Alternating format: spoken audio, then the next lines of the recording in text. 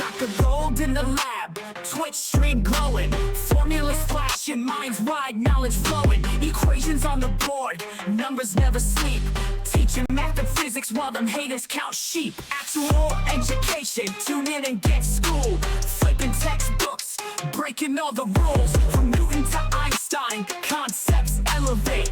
Keep the stream, it's the key to our fate. Dr. Gold dropping gems, knowledge raining down, actual education making scholars all around. Perpendicular minds, angles sharp as ice, maths and physics, yeah, the future's real nice.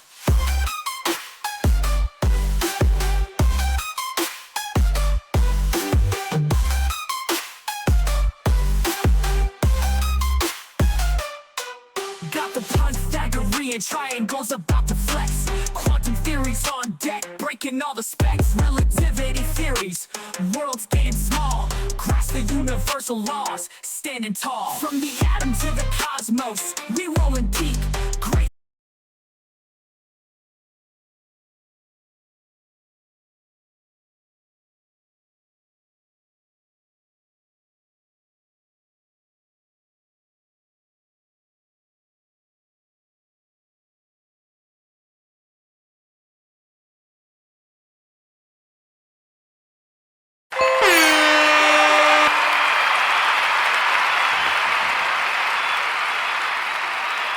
Well done! Well done!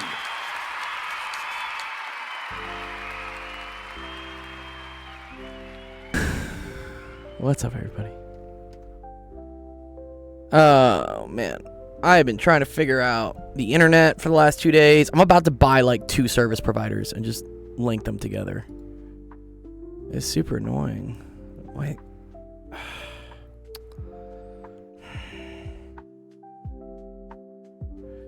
Like, can I just have is it too much to ask in life for just like a stable connection? That's all I really want. I just want a stable internet connection. You know? I think that'd be really nice. Or like enough bandwidth to like teach the amount I want to teach. I think we're good now though. She's ripping 10. No, we're still dropping frames. The fuck.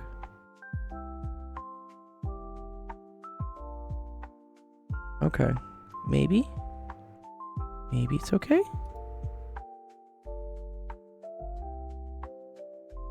No. I don't know. Well, we'll see. Landscape bitrate. Yeah. I think we're okay. 9K. Jesus. It's all over the place.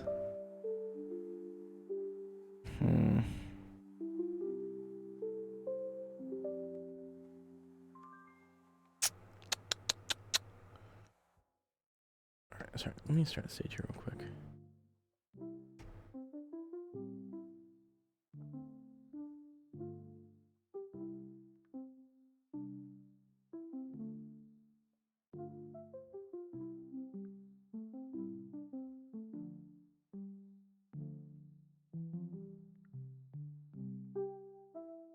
Boom, boom, boom, boom, boom. There we go. There's that. What's up, P127? My man! Alright, let me see. This is unacceptable. Alright, fuck it. I'm resetting my internet. I will not stream with such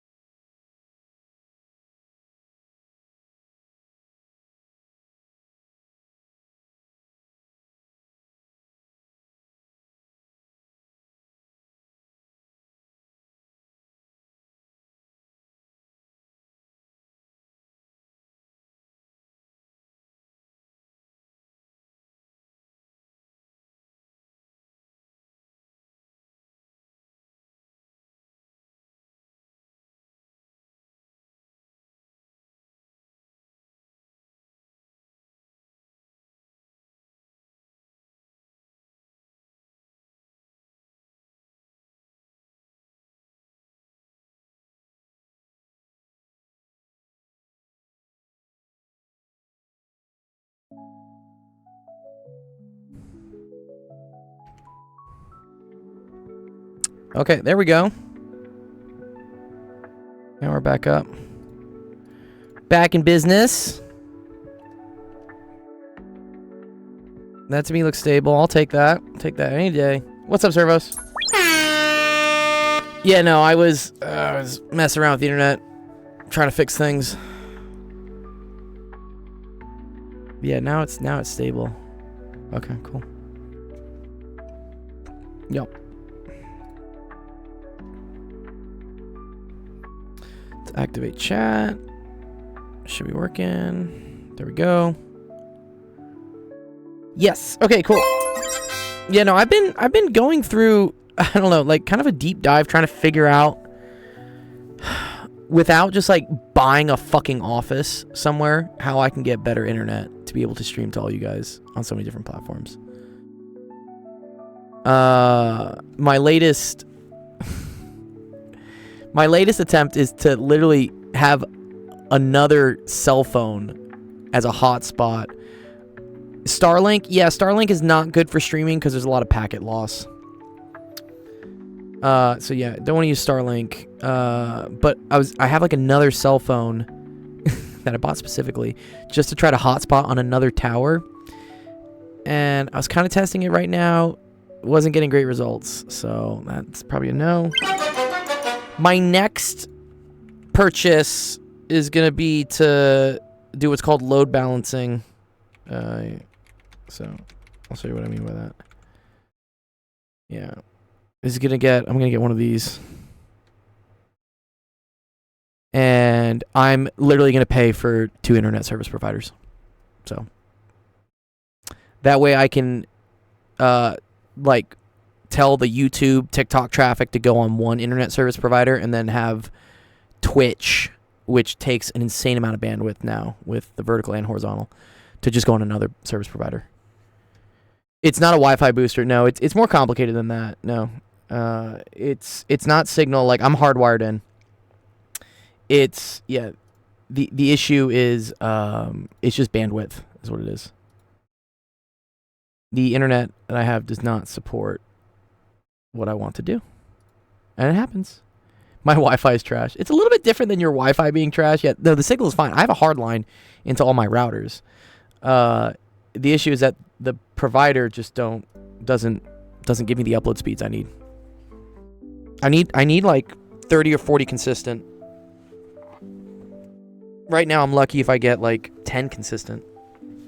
Just fucking trash. So I can get like 500 down, but bro, can't even get 20 or 30 up. I hate asymmetric lines. It's so annoying. Smart but expensive. Yeah, it is gonna be expensive because I don't know. I'm probably gonna pay another 50, 60 a month for another service provider. But I just need something to work at this point. I'm getting too much demand on other channels, and I don't want to have to pick and choose between streaming on YouTube or Twitch or TikTok because they're all valuable and they're students that need help on all the platforms. So I'm just gonna fucking do it. Yeah, exactly. Yeah, you're starting to pop off. Yeah, that's a problem. I mean, they're good problems to have, right? It's great to have problems where like you're growing and expanding. But these are the, for those that are interested in streaming, these are the like the fires that you have to end up putting out and you have to solve. And this is why it's a good thing to have experience in putting out fires by, for instance, having degrees in doing other things, right? So my degree in physics definitely taught me about problem solving and what I need to do in order to solve problems. And so that's a problem right now I gotta fix. It's the internet. You done messed up, AA Ron! There's a class in Duke. What's the class? What's the class there was? By Dr. Deneen. Uh-huh. What is it?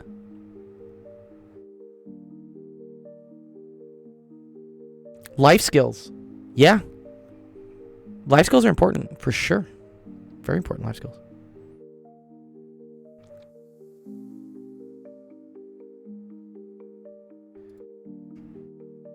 I mean, so a lot of like life skills classes in like high schools kind of just teach you, I think, basic cooking and laundry and stuff. I mean, which is important. A problem is meant to be solved. If you just let it go, there will never be an answer. I like that, Anuvan. Yes, great. That is so true. Okay, let's see. I don't have any questions in the queue yet, so if anyone wants to submit something in the queue, I'll start going on those. Otherwise, there are some that got submitted to office hours that I might just check out to see what's going on. So, y'all engineering people are just trying to hurt me, I say constantly. Also, I need my countdown timer to work. Fuck. One sec. This will work in a second. You gotta manually force it to reset. There you go. Got the timer to work.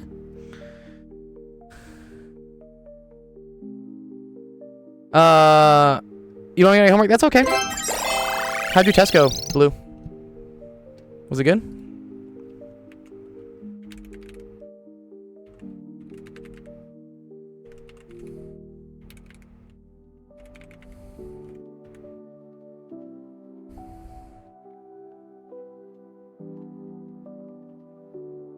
I was the first one in the class to get all... Wow, nice, dude.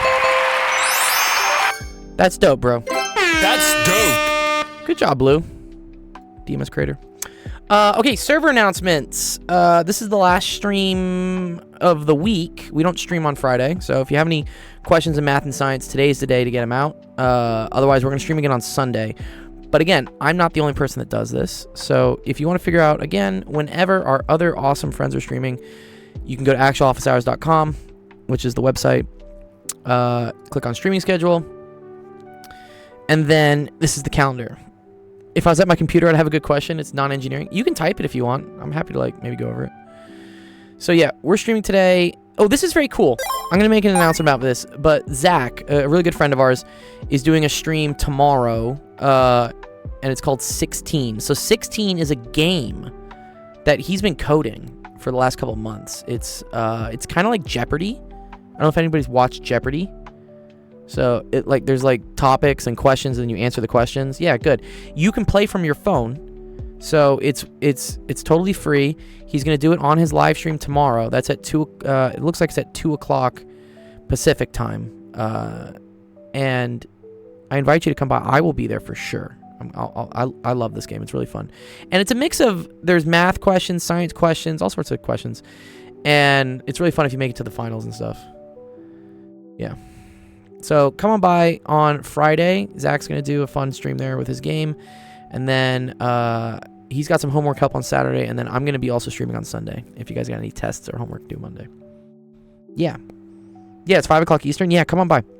I might try to do a stream together thing with him so that, I don't know, we can try to have all the audiences in. Or I'll definitely be on his stream anyways. So I can go do it. Let me edit his. Yeah, it'll be on his Twitch, which he should edit the name so it says twitch.tv. Let me fix that for him. Yeah, there we go. Just always good to put this in the description. Okay, there it is. Okay. Good. So now when you go to the website, it should say, well, if we refresh it. Should say, there you go. There's his Twitch for it as well. So it'll be there. You can watch on your phone? Cool. Watch on your phone. Let me know how the, well, if you're watching on Discord on your phone, that's cool too. I'm curious how the Twitch is looking for the vertical format. I think we're okay.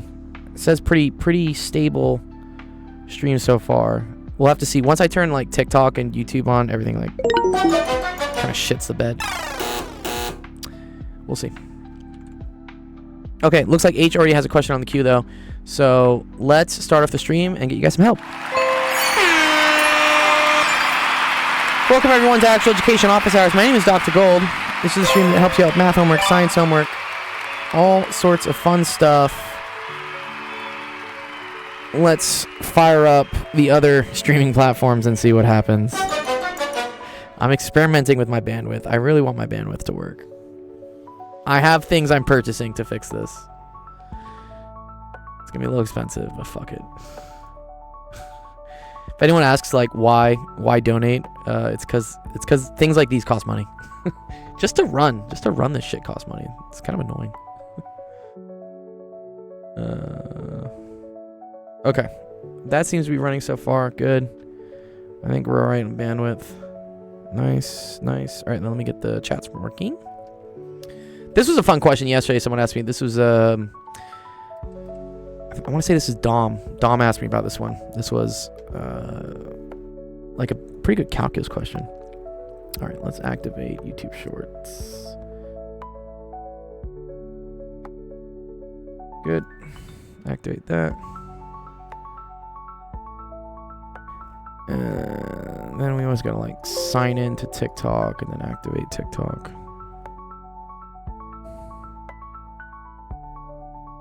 See if it works. I haven't dropped any frames yet.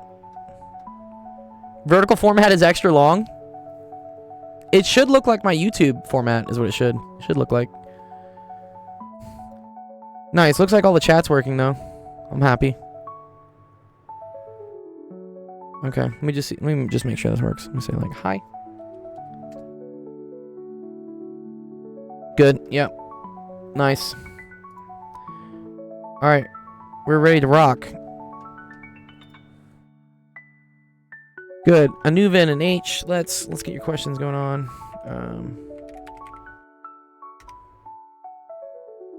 Let's look at the queue. Ooh, I like this. This is fun. Can I do Taylor series? Definitely. Yeah.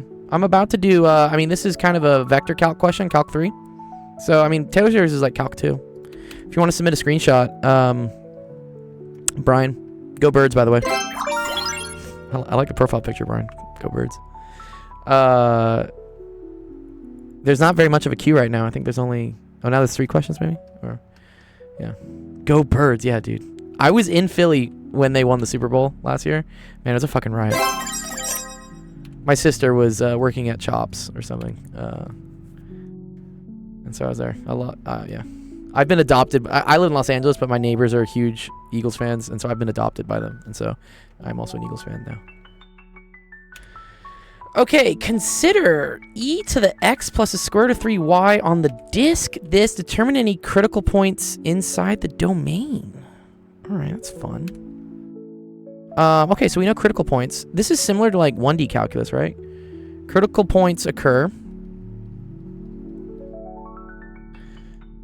Oh, damn. He drank all the soda, dude. I'm sorry, Servos. It's where like the first derivative equals 0. But in 2-dimensional space, this means df dx is equal to 0 and df dy is equal to 0.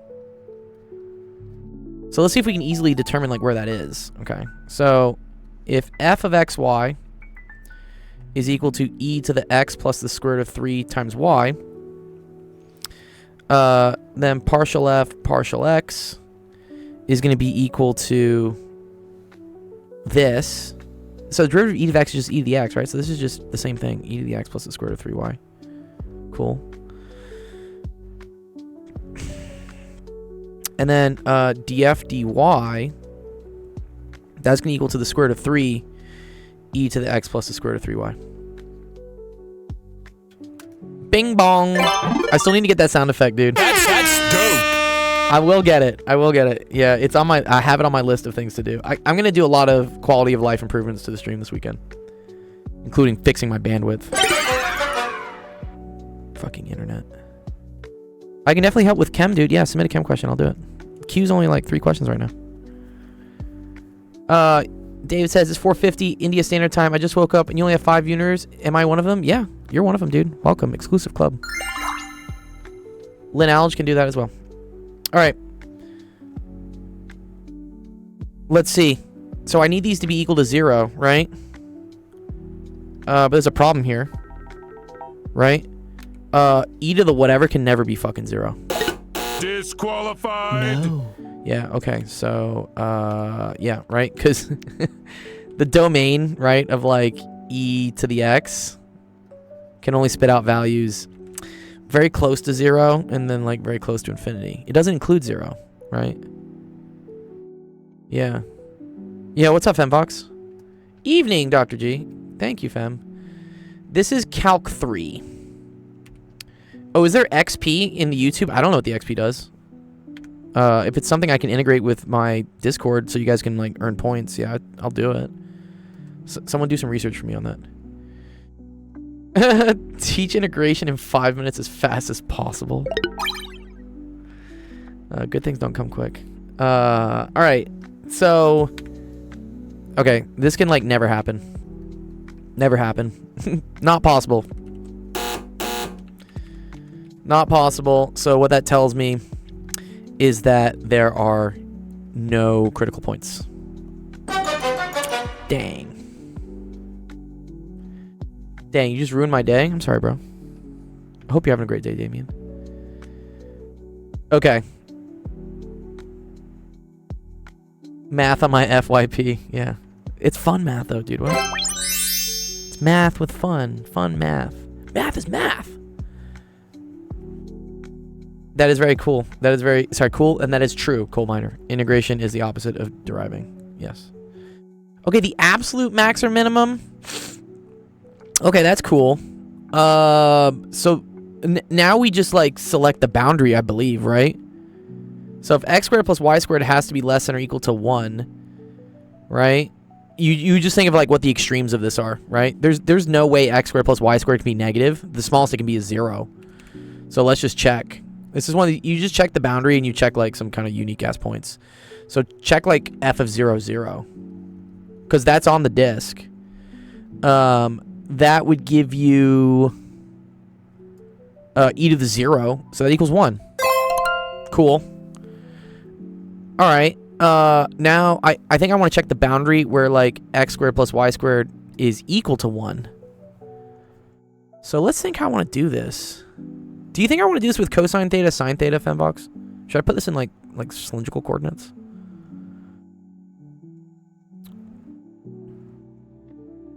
I'm tempted to. Because in reality, here's what we have, right? E to the x plus the square root of 3y. I'm just trying to maximize this. Right? We're trying to make this... Is there a proper way to load my dishwasher? My wife says I'm doing it wrong. Oh, I'm sorry, dude. That's a common problem. My ex used to always say I fucking did the dishes wrong. I was like, what? They're clean. It's clean enough. Like, I'll eat. I'm thinking of level curves of the form x plus the square root of 3y is equal to c straight level curves. Yeah, I know we just want to max this out, right? Maximize, right? Because if this is maximal, then e to the whatever is maximal, right? So maybe let's look at some critical points for this. I mean, this definitely has critical points that are equal to 0, right? So let's call this like function g. Let's say g of xy. And let's say that's equal to x plus the square root of 3. This is actually helpful. Nice, dude. Yeah, TikTok can be helpful sometimes. I'm glad you're getting something out of this, dude. All right, so dg dx, that's just equal to 1. So that'll never equal 0. Wait, and then dg dy is also just equal to square root of 3. Ah, fuck me. All right. Do I gotta do Lagrange multipliers or something? You think, Femvox? You think I gotta Lagrange multiplier this? Femvox said, XP and YouTube is how much you're interacting with the stream, which just means chatting. If you give points for that, then I'll go back to YouTube. I'll have to see if I can, like, detect it. No Lagrange multipliers? I'm just gonna think of some boundaries, right? I'm gonna think of some extremes, right? So, X and Y have to be on this, right? So let's just look at some extreme values where things could be, right? I didn't really draw a really good circle here. I apologize. Whatever. Okay. So, for instance, we could have something at like 0, 1. In that case, I would get e to the square root of 3, right? It's pretty cool. I could have here... I could have 1, 0. That would get me e to the 1. I think square root of 3 is still bigger than 1. And then it's like, is there some nice in between that works? You obviously don't want either of these to be negative, right? Because that would be counterproductive. So let's say if there's like a halfway point that works better. The slope of the level... See, now you're speaking a different language, Femvox. I don't know what the level curves are. Oh, it's okay, Hamza. No, you're not cooked, bro. Don't worry about it. You know, if you have an example question, I can help you practice with it if you want. Let's just say x is equal to square root of 2 over 2 and y is equal to square root of 2 over 2. Right? We know that's the solution for 45 degrees. So then I get e to the square root of 2 over 2 plus the square root of 3 square root of 2 over 2. Does that help us? What's that? So it's square root of 2 over 2, 1 plus the square root of 3, right?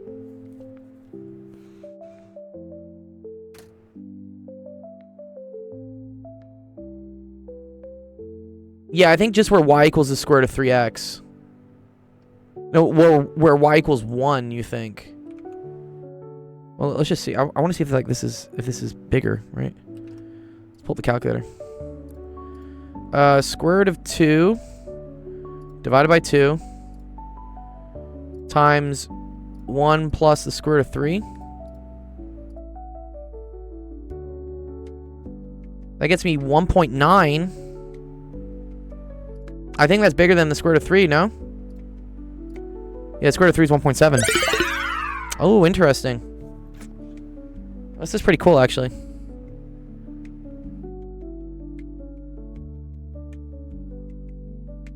Yes, I think they... Yeah.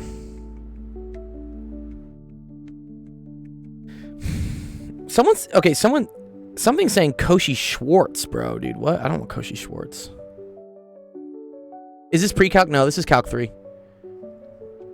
Damien says you need the Hessian method. Well, so the issue is I don't have any critical points. Because df dx and df dy will always be 0. Right? I think the Hessian only works when you have critical points. Am I wrong? I don't think I am, right? Yeah, this is a weird-ass question. You know what I think I want to do, Fem? I think I want to put this into... Yeah, I agree that...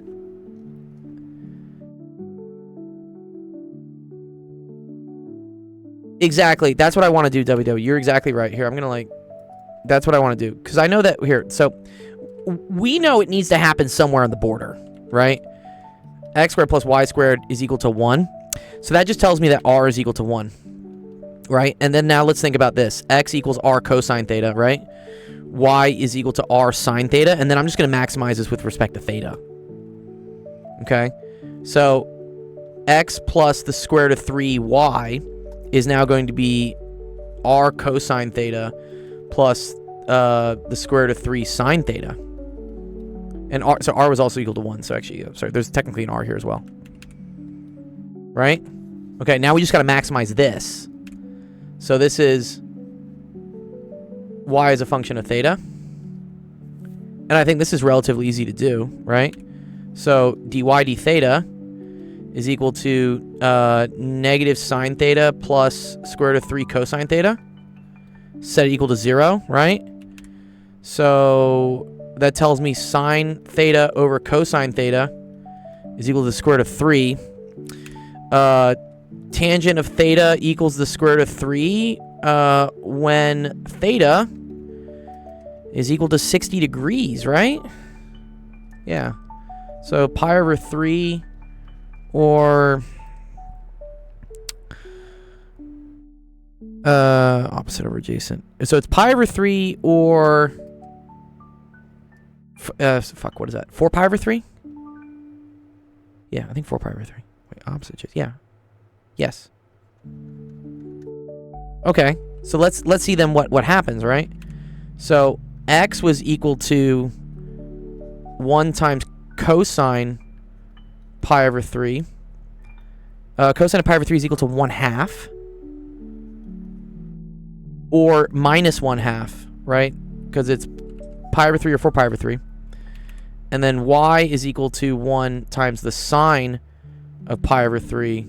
And that's equal to square root of 3 over 2. Or negative square root of 3 over 2. Sorry, I'm being a little sloppy with the notation here. This is what I meant to say. This is a really cool question, actually, Odin, dude. I like this, man. This is fun. And this is also why, you guys watching, this is why you need to pay attention in trig. I know trig sucks. I know pre-calc is a fucking boring ass class. It makes no sense. What are all these random topics? But you need it for stuff like this. Yeah. Thank you. What's up, Sam? Good to see you. Oh man, I do need to hydrate more. I've started taking creatine, which apparently like makes me need water more. What's my major? I got my PhD in plasma physics. I taught physics at UCLA for a couple quarters, and now I do this. I can definitely do related rates. Yeah, I got videos on related rates. You guys should go check them out. Okay, cool. So we got some points here, right? So we have 1/2 comma square root of 3 over 2, and minus 1/2 minus square root of 3 over 2. Is that right? They're on my TikTok. Yeah, if you want to see them, you're on TikTok, right, Mannix? Just go to my profile here, big bro, and then where's related rates? It's one of my most popular videos. Fuck. Here it is. Well, that's chemistry. Sorry. Where's related rates? Here it is. This one here. How to solve for related rates is right here. I guess the thumbnail isn't correct, but if you click this one, I have a video on how to solve for related rates. It's one of my most popular videos. Definitely go check it out. Yeah, cool. Check it out, man. Yo, what's up, Mushroom? Yeah, nice watch. Yo, Mushroom Sauce, I need to talk to you, by the way, because so Twitch just released enhanced broadcasting, right? Which allows me to do like horizontal and vertical. The issue is it is absolutely like raping my bandwidth.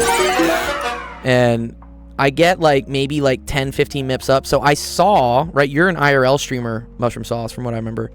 I saw you had this dope little thing where you were, I think you were load balancing, or is it channel bonding? Whatever the word is. But you were like purchasing multiple hotspots on different providers. I'm about to start doing that, and I'm just curious, like maybe what I need for that. Connection bonding, yes, thank you. Yeah, exactly. Yeah. You opened my eyes, because I need more upload bandwidth here at my studio, because I stream on TikTok, Twitch, Discord, YouTube, and I get frame drops, and it's super annoying, especially when I'm teaching. Like, kids don't want to deal with frame drops. So maybe here, you can join my Discord if you want and just like DM me there somehow, or whisper me. But Twitch whispers are weird, but I would love to maybe pick your brain a little bit to see maybe what I need to buy in order to splice together a couple connections to increase bandwidth. I think at the very least I can say that, for instance, because my TikTok streams on a second PC, I can just like plug that one into a different service provider and be like, hey, TikTok and everything goes here, Twitch goes on this provider, and then like, but connection bonding sounds cooler. Yeah. I was wondering, I'm like, where is that guy that I met at TwitchCon who was doing that? It was super cool. You may have the solution to my problems. Yeah, Sam, it's super dope. Yeah, these IRL streamers, the reason they're able to like stream IRL is they pay for like 4 different hotspots. Like they have a Verizon one, an AT&T one, a T-Mobile one, or like whatever the fuck, and then they bond the connection across all the hotspots. It's so cool. And he had it in like a backpack. Yeah, here, I'll give a shout out to you, because yeah, for people on Twitch, if you want to learn more about that, yeah, go Mushroom Sauce. He's a very cool IRL streamer, and very technical. He's got some cool stuff. Okay, so we figured out these are our critical points, right? For making e to the whatever like big enough. So then let's just see what it is, right? This must be the max. Yeah. We are live, Couch. What's up, dude? Because then this would be e to the 1/2 plus the square root of 3 over 2 square root of 3. So this is the maximum. And then this one is going to have to be the minimum, right? Because that's e to the negative 1/2 minus square root of 3 over 2 times square root of 3. Yeah, those 20 kilovolt like backpacks, yeah. Or TVU backpack? Sorry, what's a TVU backpack? Cool. All right, good question, Odin. I appreciate that. It was a really fun one. Thanks for making me think. Oh, $20,000? Yeah. I think Mushroom Sauce was telling me about this. Like, people sell kits. They sell, like, really elaborate IRL streaming kits. This was Odin. He showed me something really cool, though, where he had just been, like, streaming, I think, on the train. Oh, yeah, here we go, dude. Yes, there we go. Yes. Here, yeah, so I can tutor you guys in the middle of Everest or something. This is so funny, dude. Live stream backpack solutions. Dude, what? That's insane.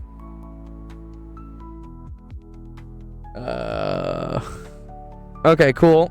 Good question, Odin. Let me add it to our Discord. So yeah, if you're in our Discord, again, the links are just go to actualofficehours.com. And then once you go to that website, there's a link for our Discord. But I'm going to post all of the questions we do today. So this was Odin Roots. Odin Root. What are you tutoring? Anything math or science. Anything. Middle school up through college. Yeah. If you want your question to get added, the best way is to go to the website. So right here, actualofficehours.com. You can like type in your username or whatever. Drag a screenshot in, upload, it'll be there. And then this is the queue so far of questions. So we just did, I just did H's, Odin Roots. So I'm going to mark that as done.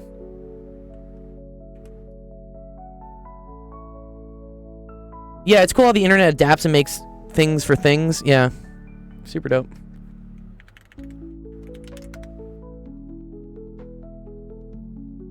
Okay, mark is done. Nice. Okay, so the next question then is from Anuvan. What do you got for me? Ooh, I like this. This is sick. Let's do it. Parabolas. How would you study for chem in Gen Chem? Do Gen Chem problems, dog. That's the best. That's the best thing for you. Action I met in the bathroom. True story, dude. Yeah, our origin story is hilarious. It wasn't any bathroom, by the way, right? It was the Red Bull Creator Club bathroom. They built like a 3-story building for TwitchCon in the middle of nowhere, like in like the hotel lawn. It was hilarious.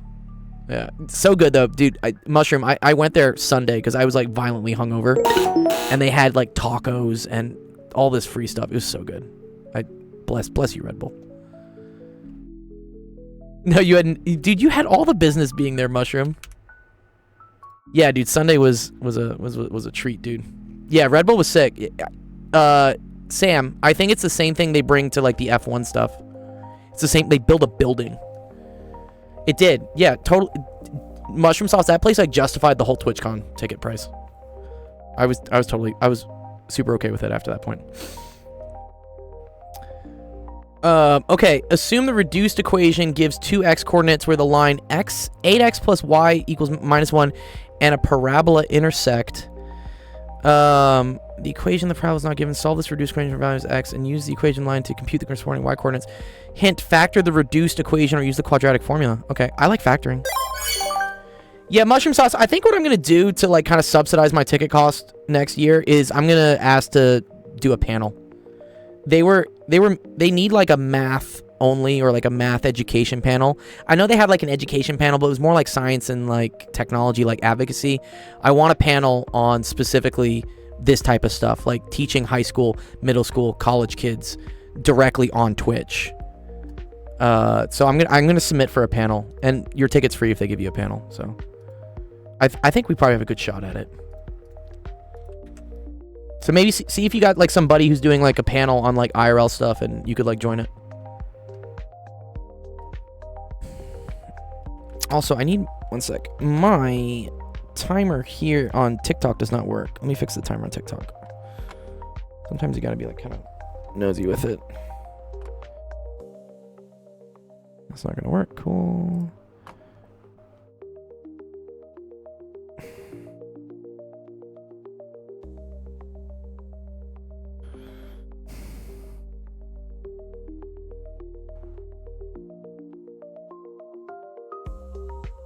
Dun, dun, dun, dun. Okay, whatever. What's going on, Chili Views? All right, so let's factor first. I think that's what we want to do. It gives two x coordinates, so let's factor 8x squared plus 42x plus 45 is equal to 0. Okay. This is kind of messy. My day's been good, AD. Thanks, bro. Thanks for asking. Just putting out some fires, trying to solve my bandwidth issues, but we're okay. Cause wait, this is 4 times. That's 4. No. You can try to do this problem, John, if you want. This is so divisible by 2 doesn't work, and none of these are divisible by 4. Oh, so this is just like a huge pain in the ass.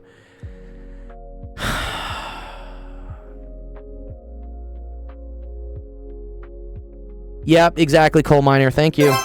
Let's see how we get to that, by the way, though. Can we see how we get there?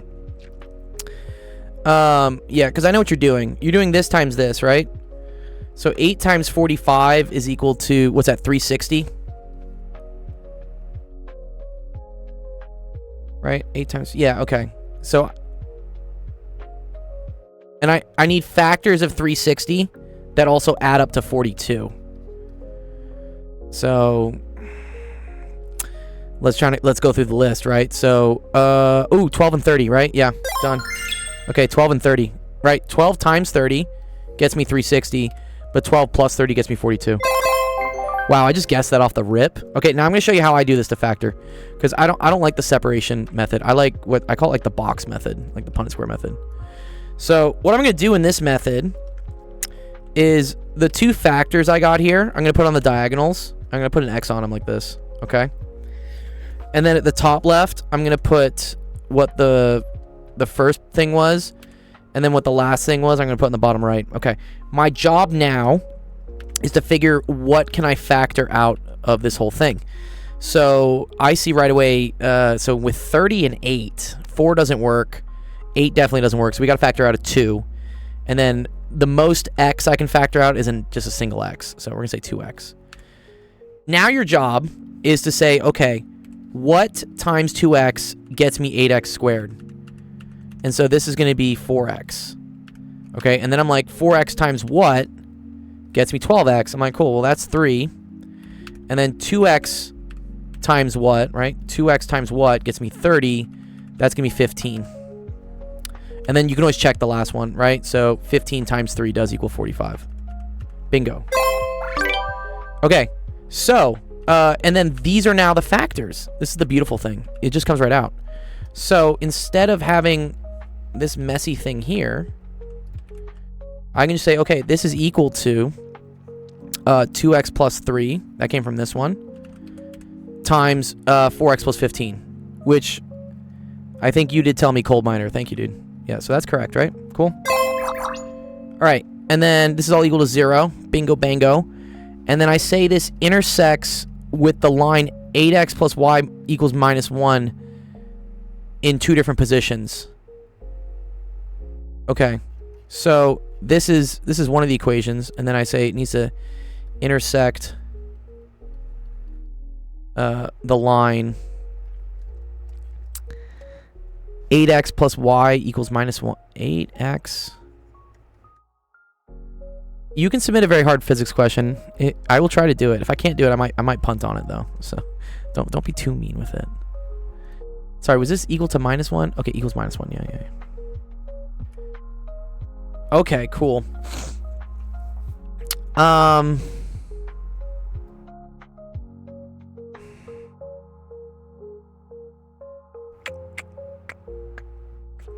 So wait, this hits the x-axis in 2 different places.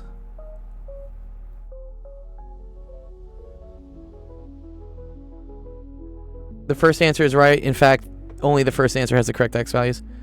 Right. So wait, here's my question, sorry. Gives 2 x coordinates. Oh, okay.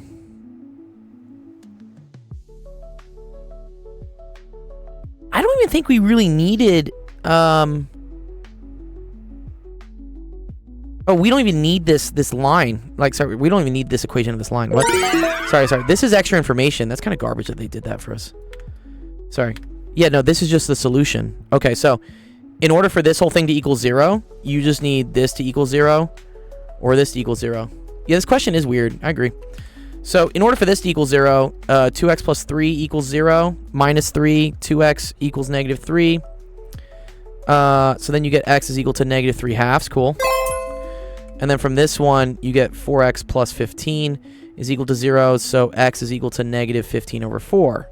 Great. So those are our two x coordinates, which I don't think they show up in any other thing, right? It's not this one. It's not this one. It's not this one. It's just this one. I guess to find the y coordinate, you could just plug this back into here. Let's see. Let's make sure that makes sense. So 8 times negative 3 halves plus y equals minus 1. This becomes negative 12 plus y equals minus 1. Cool. Yeah, y does equal 11. Yeah, nice. Okay, cool. I trust it. All right, correct answer there is A. Good job. Thanks for the follow. I need help. Yeah, I see why they give us the equation of the line. Yeah.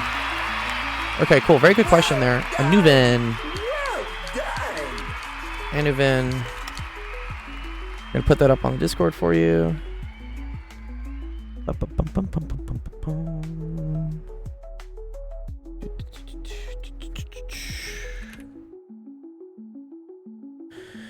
Nice. Okay. I'm going to skip your second question, Anuvin, just because out of, like, essence of time. But if I have more time, I'll come back and do that one. But I tell everyone I'll do at least one of your questions. And if I have more time, I can do the next one. Yeah. Thank you. Appreciate it, Anuvin. Thanks for the question, by the way. It was cool. All right. So let's mark that one done. Next one's coming from Bing Bong. Bing Bong. Perfect. It's kind of a Bing Bong sound. I'm going to get the Bing Bong sound for you, dude. All right. So we'll go to Bing Bong here. Ooh, I love this. Here's a nice little chem question. Prove the Rees-Markov representation theorem. Not on this stream, dude. What? Sir, this is a Wendy's. What? Anytime someone tells me to prove something with like scary Russian names in it, I'm just like, I don't think so. Sorry, wrong stream. It's okay. Maybe the right stream. All right, you're good, Bing Bong. I got you, bro. All right, it says when 35.6 liters of ammonia and 40.5 liters of oxygen at STP burn nitrogen monoxide in water form after the products return to STP, how many grams of nitrogen monoxide are present? Cool. This is a related, sorry, this is not a related rate. Sorry, this is a limiting reactants question, right? The reason I can tell that it's already limiting reactants is they gave me two different amounts of starting things. So if they give you two numbers for the amount of stuff that you start with, you have to figure out which shit runs out first. Yeah, it's unfortunate. I know. I'm sorry. So the way I like to do this is I'm going to say question mark, and then we're eventually trying to find grams. So I'm going to say question mark grams of NO. You always want to pick something on the right side to try to see how much of this makes this. And then if you read ahead in the question, they always eventually want one of these things. So in this case, I'm going to pick the nitrogen monoxide. I could have also said, okay, well, how many grams of H2O get made? And then whichever one produces less H2O, that's the reaction that happens, and that's the limiting thing. But I have to figure out the amount of NO anyways, so I'm going to say how many grams of NO. Yeah. Are you a polymath? What's a polymath? I have a math test tomorrow, and the teacher said changing the subject of the formula coming. Okay. What math are you in? So here, we're going to do two different stoichiometry things. I'm going to say how many grams of NO do I get from 35.6 liters of NH3. And then I'm also going to do it for starting with 40.5 liters of oxygen gas, okay? And then here's the trick. We're going to go through each one, try to figure out how much grams of NO get made from each starting amount, and whichever one gives me the least amount of NO, that's the one that's correct. Good. Thank you, Zach. Zach is correct. I didn't get to the other part of the question, which is this is unbalanced. Oh, man. Usually they give you stuff balanced. Shout out to Zach, by the way. He's a great guy. Any of you math warriors on YouTube, dude, asking me to prove conjectures of like whatever stuff, go follow Zach. He's my pure math friend that I will pawn off your questions to. Yes. I cannot prove the Rees-Markov theorem. Yeah, exactly, dude. If Zach can't prove it, I don't think I can do it, right? Yeah. Okay, but yeah, Zach brings up a very good thing. This is not balanced yet. Okay. Let's balance this first. Prove the Collatz conjecture. There you go. Yeah, yeah. That's the stuff that, like... That's what I call, like, math rage bait. Alright, whenever I'm balancing, I always write out, like, what the species are. So I have N's, I have H's, I have O's. Here, I also have N's, H's, and O's. And let's just see what we start with. So I start with 1 N. I have 3 H's, and I have 2 oxygens. Here I have 1 nitrogen. I have 2 oxygens. And I have 2 hydrogens. Ooh, okay. Interesting. Yeah, I do chemistry. Yeah, for sure. I do everything. So in this case, nitrogen's balanced. That's great. But we got issues with the hydrogen. The oxygen's okay for now. So let's try to balance the hydrogen first. That's going to throw off the oxygen anyways. And then we're going to have to rebalance the oxygen. You always want to... whenever doing chemistry stuff, when balancing equations, if you ever see something by itself, like this, like lonely O2 here, that is the species you balance last. So... If you ever see, like, I don't know, like, let's say this was like Cl2 or something, you would balance anything with chlorine last. Okay. So, yeah, exactly, bing bong. So, let's balance the hydrogens. I somehow need this to turn into 3. So, one way to do this would be to put... Sorry, I gotta rewrite it, because there's no room here. Plus O2 goes to NO plus H2O. One way would be to put a 2... Ooh, we need a 3 here, right? Because 3 times 2 will get me 6, and that means I can then put a 2 here to get me 6. Right? If I put a 2 here, for instance, there's no real way for this H3 to turn into 4.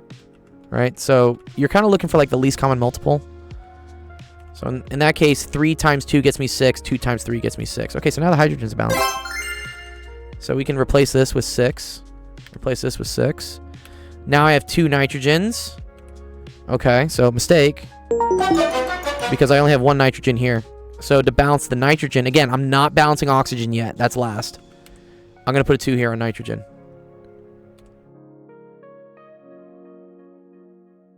Cool. Yes, Saf, if you wanna submit a screenshot, I'll check it. Alright, so nitrogen is balanced. Okay, now let's look at oxygens. So now I have 4 oxygens plus 3 oxygens, so now I got 7. Oh, this is an especially tricky one to balance, actually. Sorry, wait. 2 plus 3. Sorry, that's 5, not 4. Sorry, what am I saying? 5. This is 5. Yeah, 2 and 3 is 5. Here I only have 2. Okay.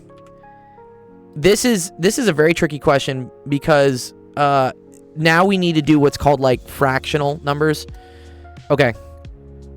If you get to this step where I'm like, bro, everything's good here, just like this thing is giving me a headache. What I like to do is you're going to put a fraction here. So I would like for there to be 5 here somehow. And the only way to do that, right, would be to put a 5 over 2. Like a 5 halves.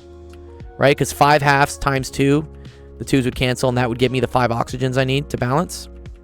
However, you're not allowed to have fractions in your stuff. Exactly, Pixel. Yes.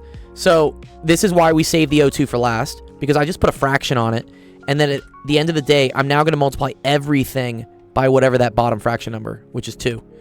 So now I'm left with 4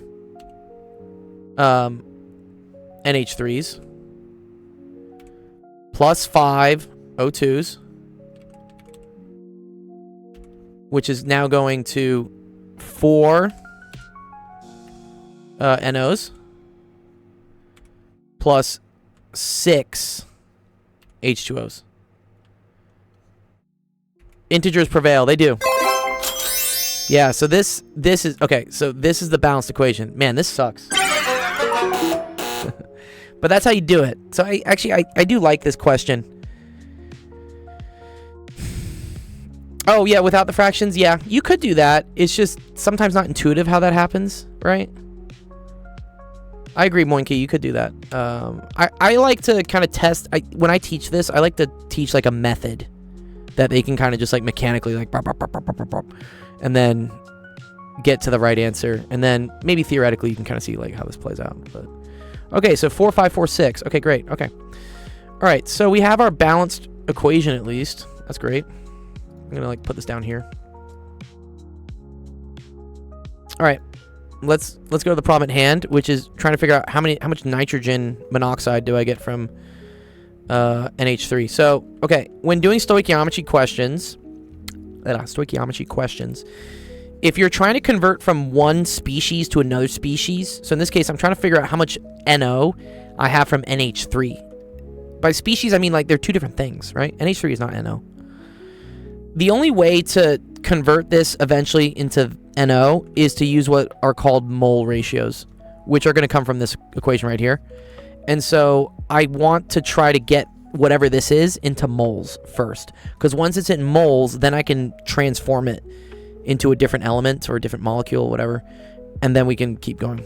So I'm going to try to get moles of NH3. And so what you learn for gases at SDP that we assume are ideal is that I think it's 22.4 liters of NH3 is equal to 1 mole of NH3. I believe that's ideal gas, right?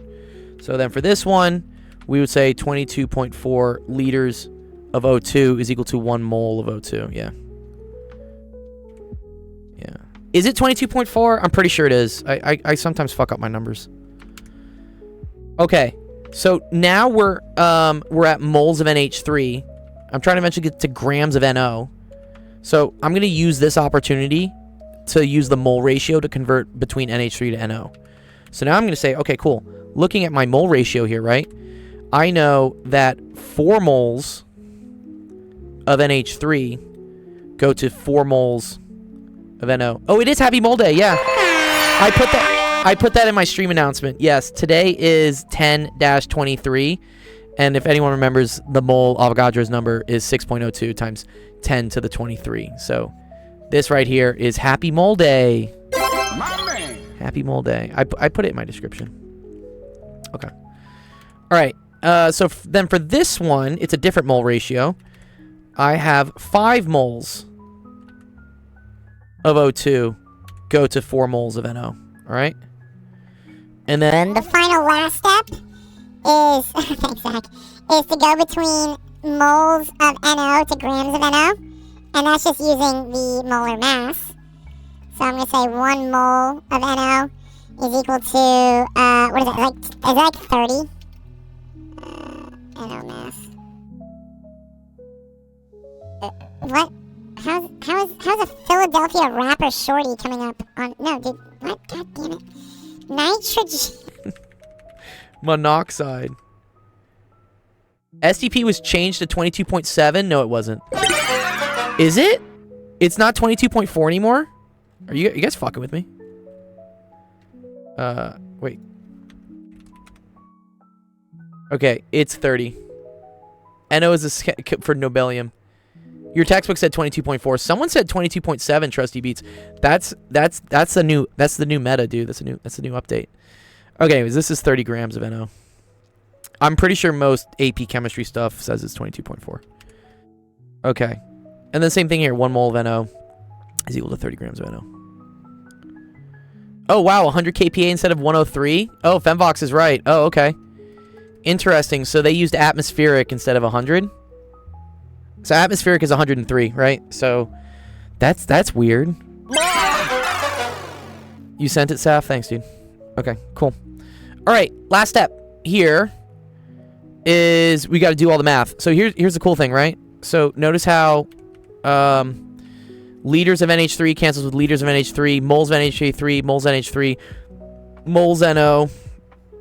moles NO, and you're left with grams of NO, which is exactly what I wanted, right? Same thing happens here. Liters, whatever. Do I do equilibrium? Yeah, I can do equilibrium questions. Yeah, I've done them. Like kinetics and stuff. Okay. All right, we got to pull out the trusty calculator. We got to do some math. We love math.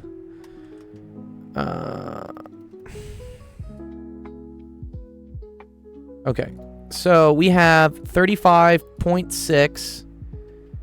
You're high key the goat. Thanks, bro. Appreciate that, dude.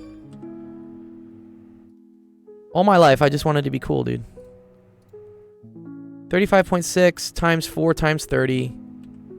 Okay, that's the top. And then we divide that by 22.4. I'm not doing this 22.7 stuff. That's too recent for me. That's too recent of an update. Interesting, it's at 1 bar. Okay, but it's not at 100 kPa. Okay. I don't think your teacher got the meta update, so it's probably 22.4 for you still. When did that change, by the way? Okay, 47.68.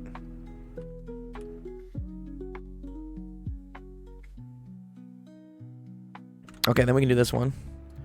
So 40.5 times 4 times 30. There are 17 different units for measuring pressure anyway. Good grief, the units in physics are an outrage. Yeah. Blame the engineers, dude. In physics, I think we only really use pascals.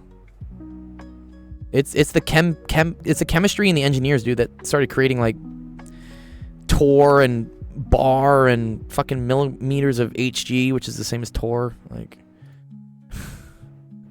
I don't think it's the physics people that did that. I think that's chem. 43.39. Okay, cool. All right. So here's what happens when this happens. Okay, whichever number is less, that is the reaction that occurs. Okay. So this thing, the O2 is limiting. And you can say that 43.39. No, NO is not limiting. The O2 is limiting. Yeah, you're good, Bing Bong. And 43 gram NO is produced. Nice. Yes, good. Good question.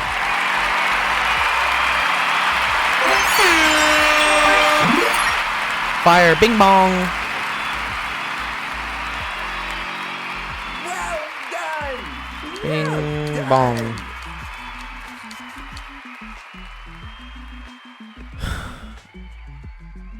Yeah, also, yeah, really quickly, I'm also going to tell you that there's another follow-up question they would ask, and I'll show you real quickly how you would do that one. Bing bong.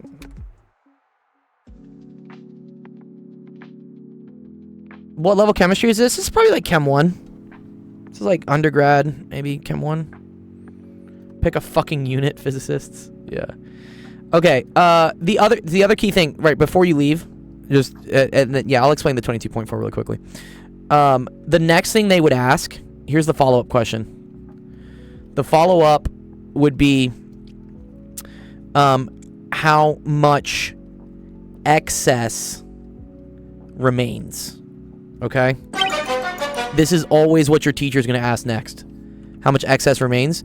So in this case, you know that O2 is limiting, so that means the other thing, NH3, is excess.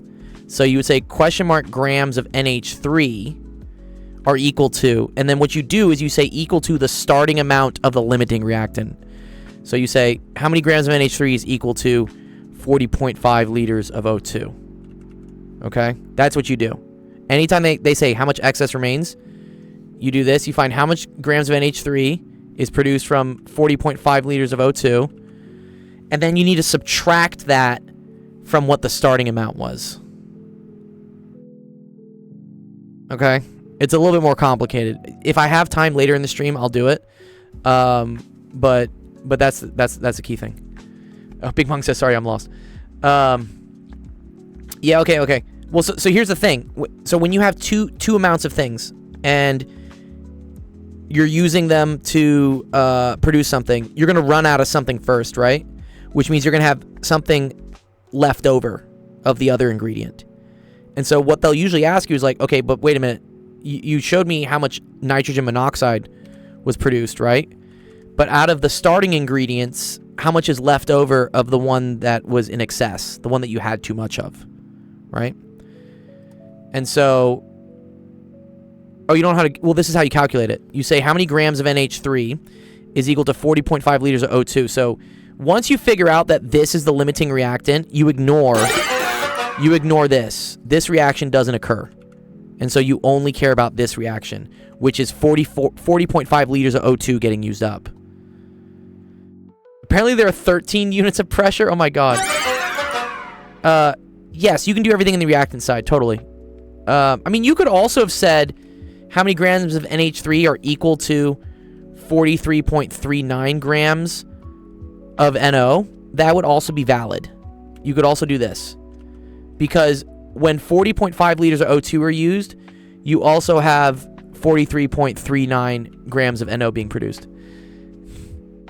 The egg sandwich. I love that. That's a funny one. Here, let me see if I can put that on the ticker. The ticker's been weird recently. Ticker bar.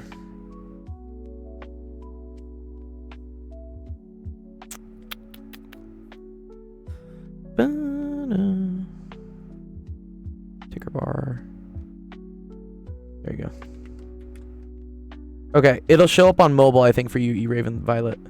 Yeah. There, yeah, it'll show up on the mobile one. Yes, there it is. You think you get it? Good. Yeah, okay. Okay, but here's what's going to happen. You're going to do this, right? And then you're going to get a number, okay? Then from this number, and then really, again, we're not going to really say grams of NH3 because everything was in liters. So sorry, you're going to say like liters. How many liters of NH3 are equal to this? And then you're going to get some number. So then the excess is equal to your initial minus the amount you used. This is the amount you use. And so that would be, so it ends up being 35.6 liters minus whatever this is. And then that's the amount left over. Yeah. Cool. Makes sense? Got it? Yeah? All right, cool. I have a video on this. I have a very good video on this. It's 3 minutes long, I think. If you go to, again, I have it on YouTube, I have it on TikTok, I have it everywhere. But if you go to my YouTube as well, go to channel, search, and then limiting reactants. Yeah, here. How to solve limiting reactants in chemistry. There's a part 1, a part 2, and a part 3. This explains also how you do the in excess one. Moving on to the third part, where they ask for the amount left over. Yeah, so this is like this is a good like total question. It shows like they're gonna ask you how much. They're asking you what's the limiting reactant, how much of the product is made, and then they're gonna ask you how much is left over. And so I go through this whole thing in a little like 3-part series video. So just watch it. Cool. Nice, good question. Okay, that was Bing Bong. Let me go help out with Brian's. Okay, let's see what the queue's at so far. That's the queue. You're given actual yield and told to work backwards? Oh, okay. Taylor series. Nice. Love it. Cool. I like Taylor series. Taylor series are fun. Jeff, where are you at, dude? We're doing math again, Jeff. It's not chemistry anymore. Jeff is a math purist. He's like, what? Okay, cool. All right. Whenever I see this, before I even start this question, I just start calculating derivatives just because they're useful. So, can I do quantitative chemistry? I don't know what that means, but maybe. So, like, the 0th derivative is equal to 3e to the 7x minus 1. The first derivative is equal to 3e to the 7x minus 1 all times 7. Right? That's a chain rule. The second derivative is equal to 3e to the 7x minus 1 times 7 squared. Interesting. Femvox says just use the Taylor series for e to the x and modify it. I don't know if we know that, though. Right? I know the Maclaurin series for e to the x. I don't know if but Maclaurin series are centered at 0. This is centered at 4. Right? I mean, do we just know that one, maybe? I don't know, like, Taylor series. Also, I'm not a huge fan of, like, memorizing tables and doing stuff. Yeah. Yeah, no. A lot of times they just give you the Maclaurin series. Yeah, this is the Maclaurin series. They won't give you the... I don't think there is an easily memorized, like, Taylor series. Okay. Anyways, we should kind of see a pattern here, right? Do we see a little bit of a pattern? Do we see here, like, f, the nth derivative of x would be equal to 3e to the 7x minus 1 times 7 to the n? You do want to kind of start noticing a pattern. It'll help you out later, trust. Okay, so ... Okay. Cool. So then what I'm going to do is I'm going to construct my Taylor series, which I need to remember how Taylor series works. I think it's like x minus a over n factorial or something. 2x minus 57 is equal to what? Don't say 6, 7. Don't do it. Don't do it. Yeah, cool. Here we go. Wait, can I get this in like a bigger image, please? What is this potato resolution? I don't have to go to like Facebook. There we go. This is what I want. Yeah, Maclaurin series are special cases of Taylor series where they're centered at 0.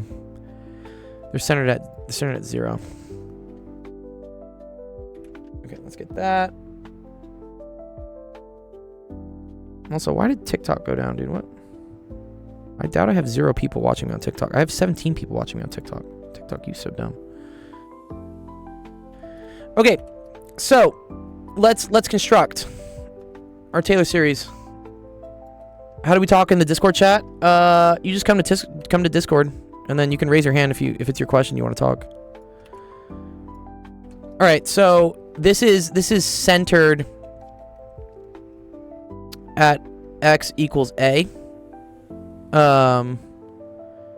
What's up, Z? Is that your username, Adrian, or UZ in my thing? So I need to first figure out what f of a is. Okay, so this is the same thing as like the 0th derivative at a. Oh no, I'm Adrian. Okay, cool.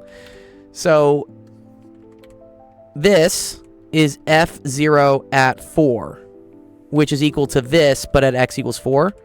So that's going to be 3e to the 7 times 4 minus 1. Okay, cool. Plus the first derivative at 4. Well, this is the first derivative, so that's 3e to the 7 times 4 minus 1, all times 7, times x minus a, but a is 4, all over 1 factorial. Okay, we've done 2 terms of the Taylor series now. All right, this is f prime of 4. And then this is x minus a over 1 factorial. I'm going to see if there's a pattern. Sometimes there's a pattern. Okay, so the next one is the second derivative, which is 3e to the 7 times 4 minus 1 times 7 squared.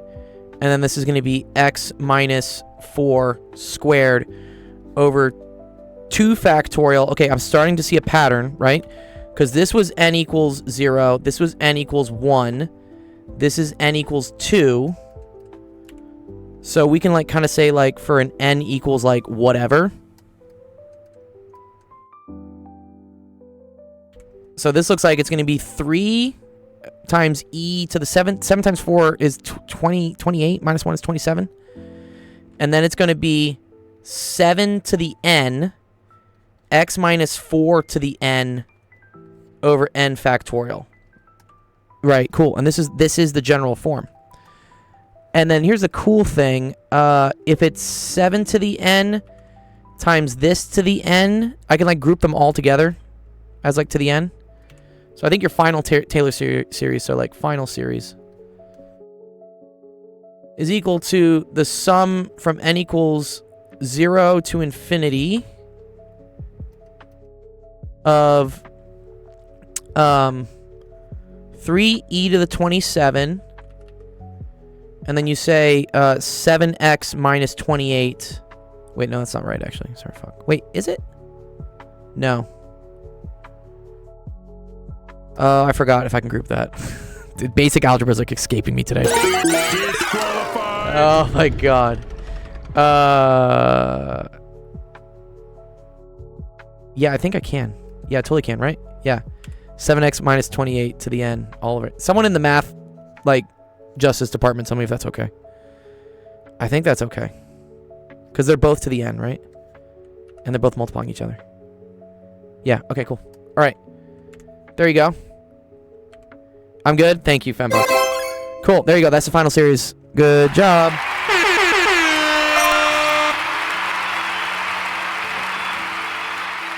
Adrian says, any tips or tricks for related rates? Yes, I've done many related rates questions. The number one tip and trick, Adrian, for related rates is to first figure out what your two rates are. Like, usually you're given one rate and you're figuring out another rate. And those are related, and those have variables with it. Usually it's like the rate of volume and like the rate of like the height. And then you need some equation that links like volume to height. Yeah. Benjamin says no factor. Wait, no factor. What factor? I think I'm okay here. What? Tell me, Benjamin, if something's wrong with that. I think I'm okay. No factorial? No, I think I definitely still have the factorial. Yeah. Oh, you're okay. I'm just curious. Whose question was that? That was Brian's. Yeah, wait, Adrian, did you see that I have a related rates video on my like TikTok and my YouTube? It's a really good, it's one of my most popular videos actually. This was Brian.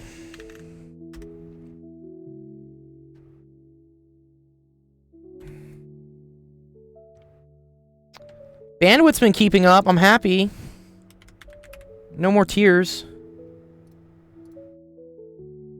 Oh, and the organic chem dude. Yeah, organic chem dude's cool actually. He's funny. He taught at the same. I taught at UCLA this year, and he teaches chemistry at UCLA. I taught physics, so it's funny how we're both kind of we're in similar lanes at the same. He doesn't do live streams though. I don't think. I'm a big fan of live streaming. I think live streaming is the future of education. Zach will agree with me on this. Do I have any equations do I have any videos on the wave equation? Not yet. I do need to do some. If you have a wave equations question you want me to go over, I'm more than happy to. Please zoom in on the answer. Yes, Brian, there you go. This is the answer. Sorry. Let me get the cue down. Also, I post the screenshots for these in our Discord. So if you go to the same website you did to submit this question, Brian, there's a link to join our Discord, and I post the full JPEG in the Discord for you to see. Yeah. Well, these are all the steps. The steps are kind of long. I don't know if you can see all the steps, especially like on small vertical YouTube format. But here, if you come to my Discord, it's literally right here. Yeah. I have it for you right here. It's under homework help. Yeah, just come to the dark side. Come to Discord. Plus, then you can get points and stuff. I give out points for people asking questions in Discord. Do I know model theory? What type of model theory are we talking about? I don't know. What model theory? All right. Next one is from 80 Stopper. Okay, 80 Stopper. Let's do it. Jesus Christ. Okay. I'm just going to leave this up here for a second. If anybody in my chat wants to maybe think they know how to do this, please tell me. I want to fix something on TikTok real quick.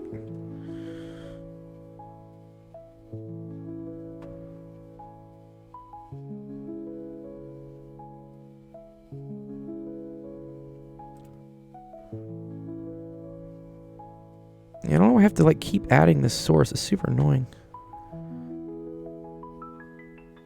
Is this model theory, by the way?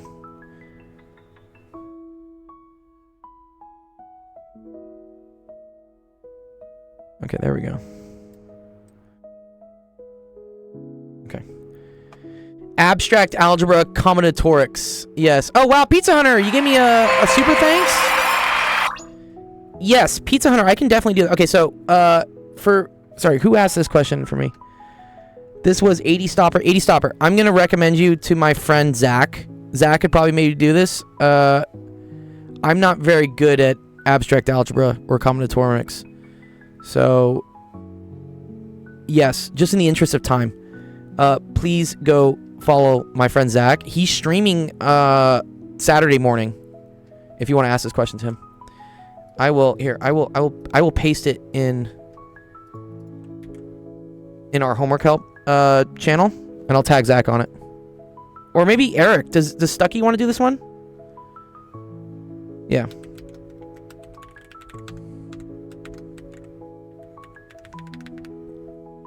Let me put it here for you.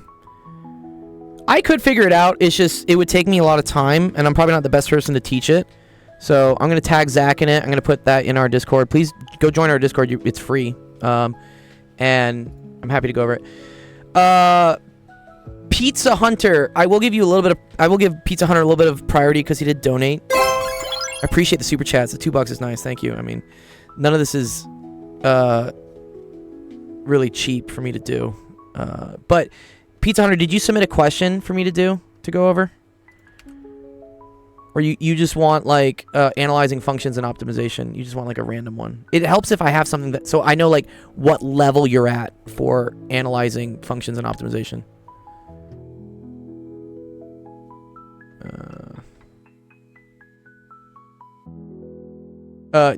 General relativity? No, I can't help with general relativity. You have a study guide? Cool.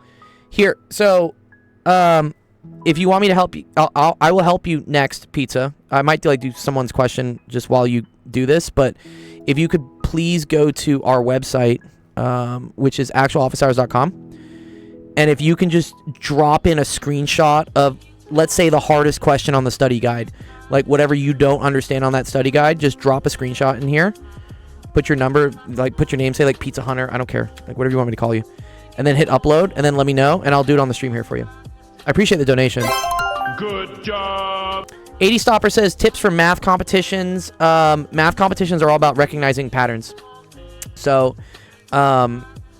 just doing more math competitions, like practice math competitions. You get kind of a flow for what they like to ask. All right, let's see what John was asking. Ooh, this is cool. A Bayesian decision rule.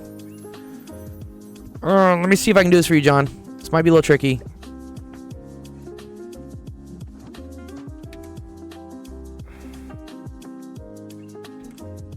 I like probability density functions. I can deal with PDFs.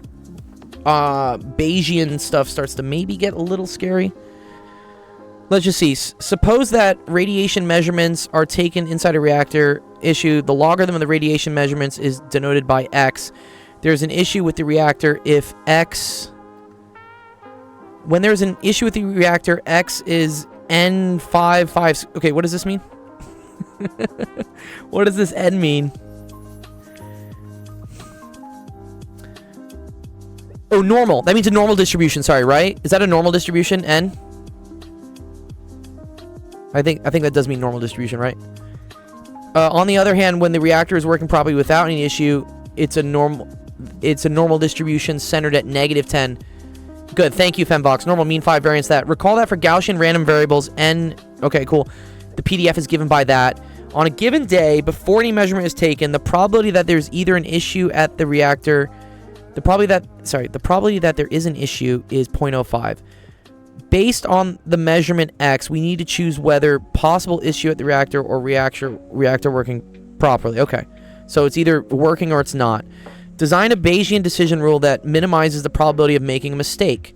What action would the decision rule choose when the measurement is x equals 2? This is an advanced statistics class. Yeah, this is a little bit more than intro statistics. Okay, the probability of making a mistake is type 1 or type 2 error, right? Is that what we talk about? That means either rejecting the null hypothesis when it's true or failing to reject when it's not. So, yeah, split the difference between 5 and -10. Okay. Well, let's test two hypotheses, right?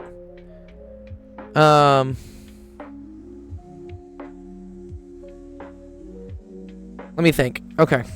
Wait. When there's an issue. Okay. So H1 would be like issue, right? And that's equal to a mean of 5. Sorry, mean of 5, right? Mu 5. We need Bayes' rule. I think we will do it. Okay. And then standard deviation is equal to 25. Or so standard deviation is equal to 5, right? Okay. H naught, right, is that it's working. There's no issue. Null hypotheses are always the case that nothing's going wrong. And that has a mean of -10 and a standard deviation of 25. From my understanding, it's Px given issue, P issue is greater than Px given no issue, probability of no issue. I think so. And then we know before measurement is taken, okay, the probability that there is an issue, right? So the probability of H1. So this is, I guess, like the priors, right? Bayesian is always like, what's my probability given that I already know, right?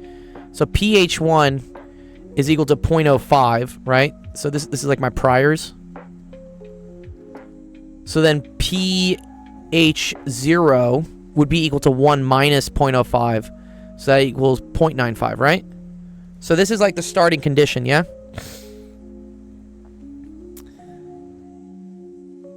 Okay.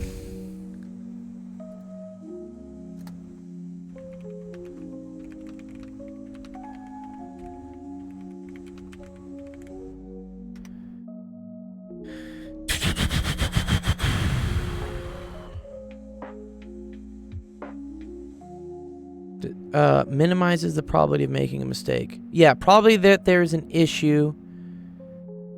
Probability of X given there's issue times the probability of X is given no issue.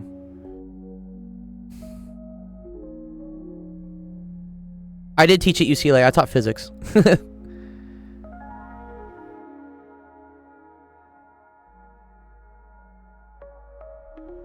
Interesting.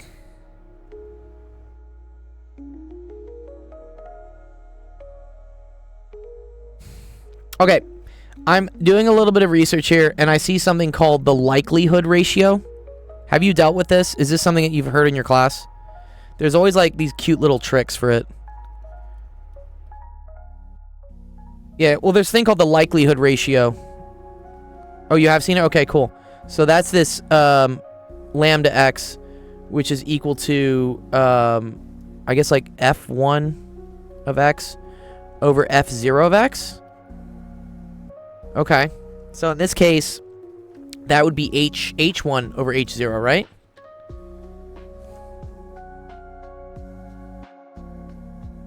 Or no, it's the distributions. Oh, okay, wait. Right, okay, and then this is f. Oh, okay. Yeah. Okay.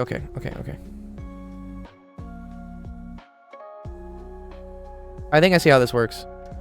Okay, because f1, right, of x is going to be equal to 1 over the square root of 2 pi, and then it's sigma squared. Sigma, so that's going to be 25, right? And then it's e to the, or I'm going to just say exp just to make things easier.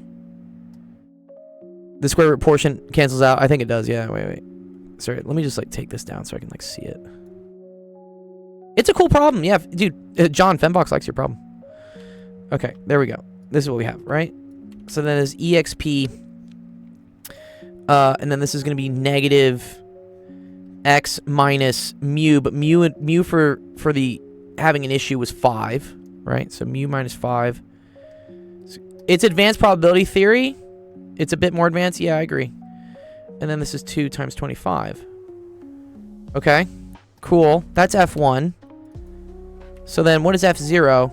It's for a machine learning intro class. Oh, that's cool. All right, so y'all that want to go be big AI coders and stuff, this is what you have to do apparently. Because, yeah, LLMs and AI stuff is all just probability. It's like, it's guessing what is the most likely thing to happen next. That's how they work. They're really cool, actually. Wait, that was also 5. Sorry, this one's also 5. Yeah, this is cool that they're asking this as like a machine learning class, though. Wow, it's pretty incredible. Okay, and then this is exp, and then that's gonna be negative, and then that's gonna be x plus 10, right? Squared over 2 over 25.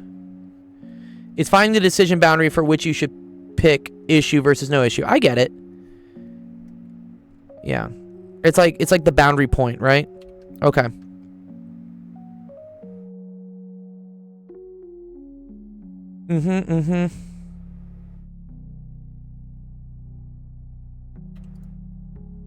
Okay, so then if you do the likelihood ratio lambda, you're right, these are going to cancel. Right? Because F1 over F0. And you're just going to get exp, and then it's going to be this minus this. So it's going to be x minus 5 squared negative plus x plus 10 squared all over 2 times 25. Yeah, he thinks it would be interesting.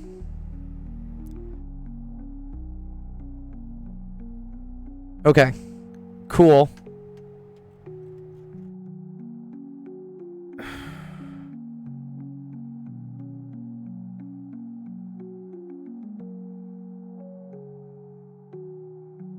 It's been rough. Yeah, no.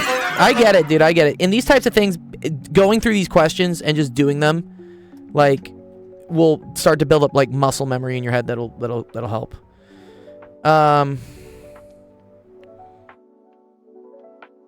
Okay. So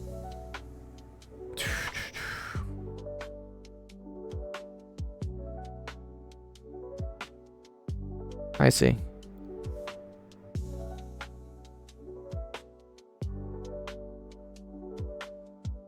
So here's the thing.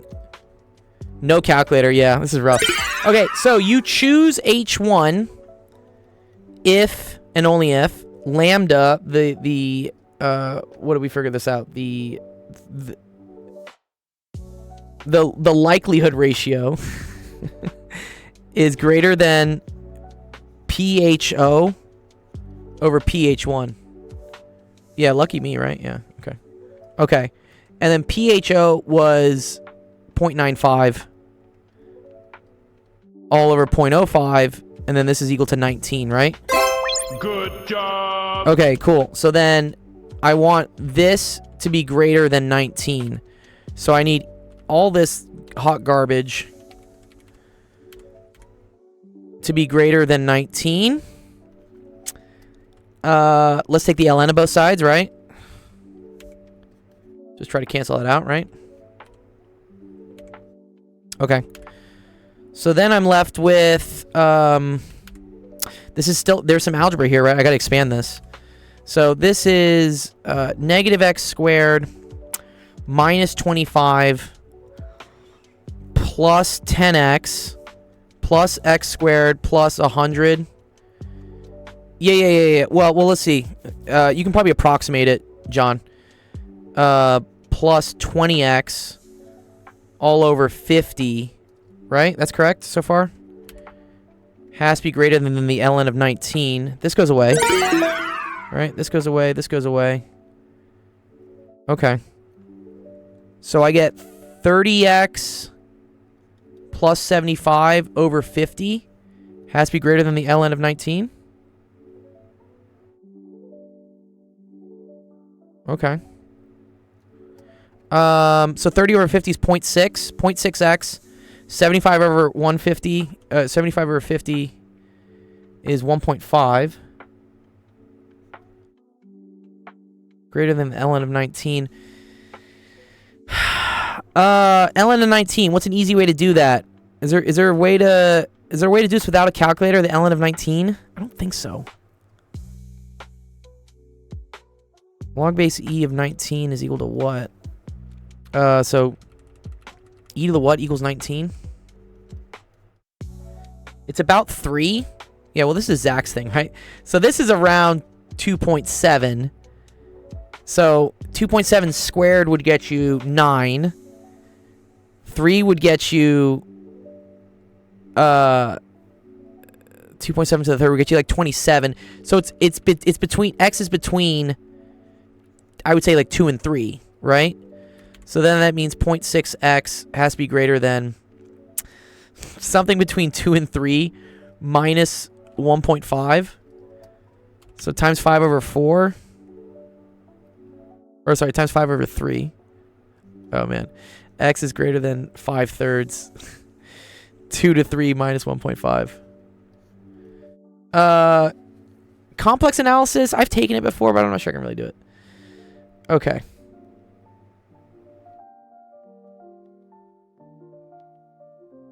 Okay.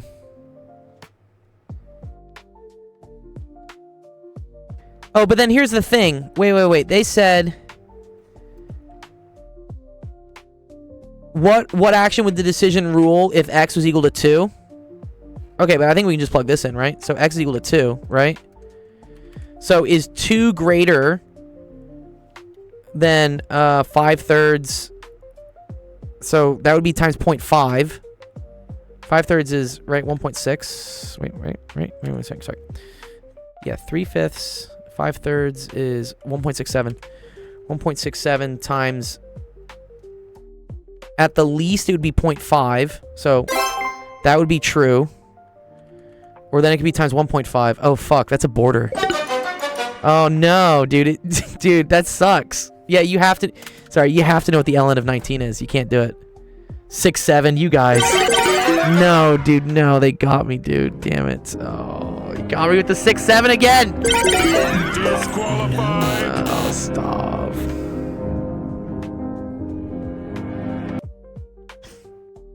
My teacher's diabolical. Yeah. Yeah, unfortunately, you have to know what the ln of 19 is. But okay. But this is how we did it. Does that make a little bit more sense to you, John? I appreciate the question. It was cool. I've never done anything like this. So it was very cool to see. Exactly. Yes. And John, that is 100% my advice to you. When teachers are being unreasonable with your exams and like asking you shit that's like kind of out of pocket, make sure you write something down. And just try to get as many points as you can. I can say for myself as a professor at UCLA, when I wrote exams, I told the kids, like, write something down. I can't give you partial credit for nothing. As long as you write something and it looks kind of related to what the question is, I will try to give you as many points as I can. Because I don't want you to fail. It looks bad on me if you fail.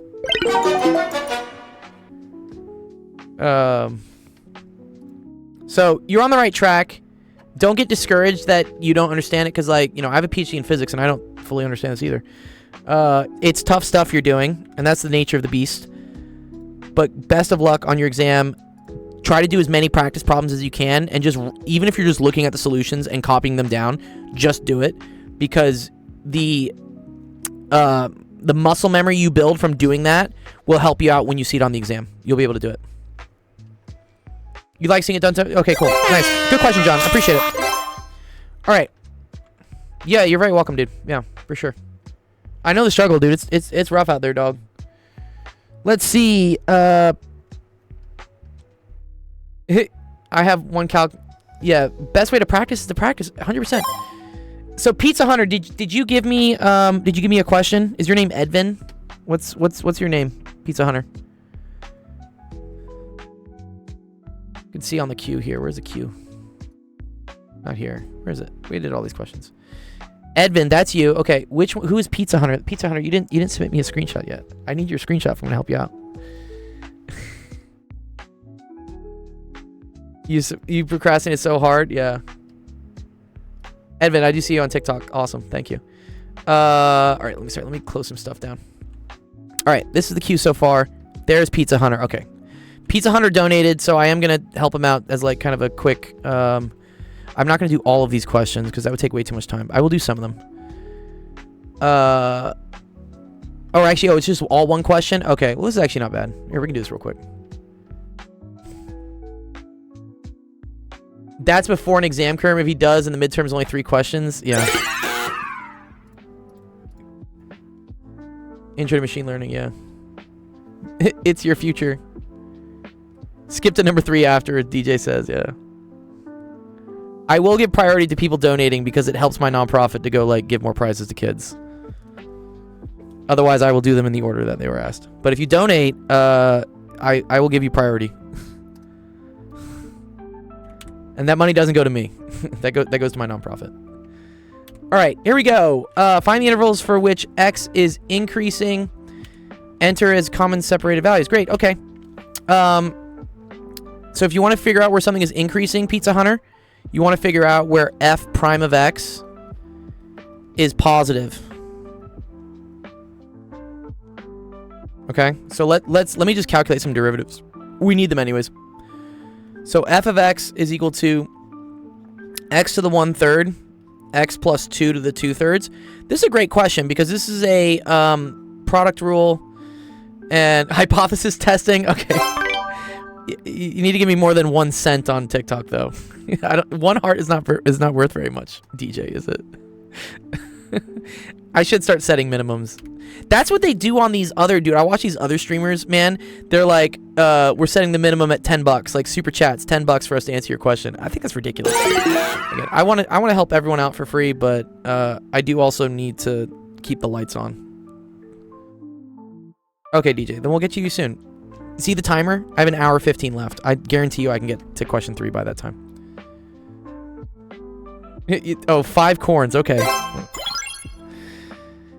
Okay, let's try to do this. So, derivative. Whenever I see something like this, guys, this is what's called a product rule because I have something with x's in it times something else with x's in it, okay? And when that happens, the derivative is going to be a prime b plus b prime a. Like yes. Yeah. Right, this is how I do a product rule. Yeah, but Gold, you charge like $250 an hour for private tutoring. I do charge a fair amount for private tutoring, but I don't have much time to private tutor. This stream takes up a lot of my private tutoring time. Okay, so derivative of the first one, derivative of x to 1/3 is 1/3 x to the negative 2/3 times b. So that's going to be x plus 2 to the 2/3 plus the first one, which is x to the 1/3 times the derivative of the second. So the second one is going to be 2/3 x plus 2 to the negative 1/3 times the derivative of what's inside, which is just 1. This is actually really cool. This is a very cool derivative. Yeah, it's a chain rule, right? It's a chain rule. Oh, I fucked that up. Oh, no, we got... all my stuff got flabbered. Damn it. I hate when that happens. It all looks like it...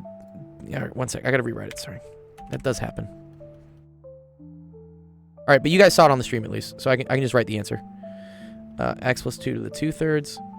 So, f prime of x is equal to 1/3 x to the minus 2/3 x plus 2 to the 2/3 plus 2/3 x to the 1/3 x plus 2 to the negative 1/3.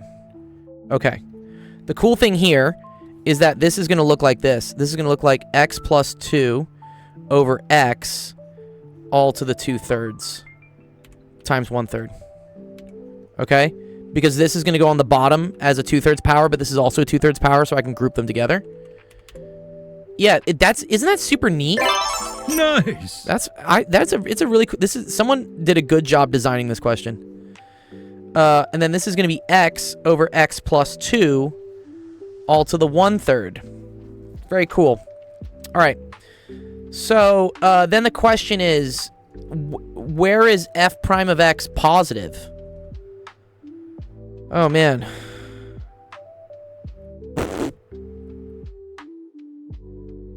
Well, okay, let's think about this.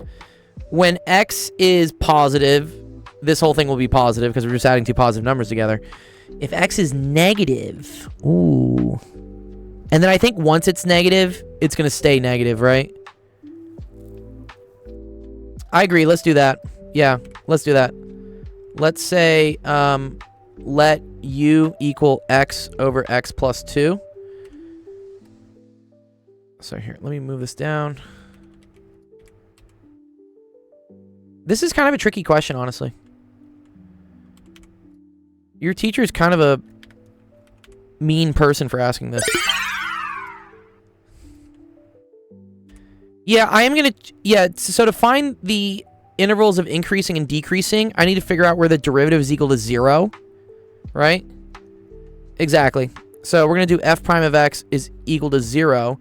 So that implies that 1/3 x plus 2 over x to the 2/3 is equal to negative 2/3 x plus 2 over x to the 1/3. Oh, I don't even think we need this yet, Fem. Actually, this is actually going to work out pretty nicely here, right? Because this will cancel with this. Right? And then I'm going to divide this by this. So I'm going to get x plus 2 over x squared divided by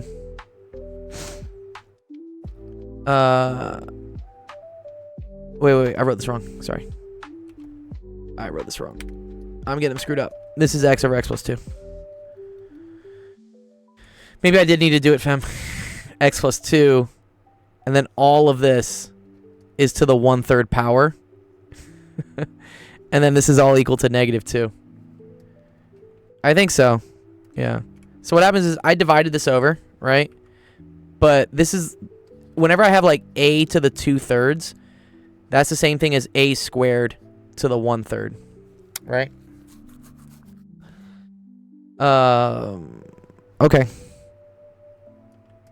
So let's see what happens.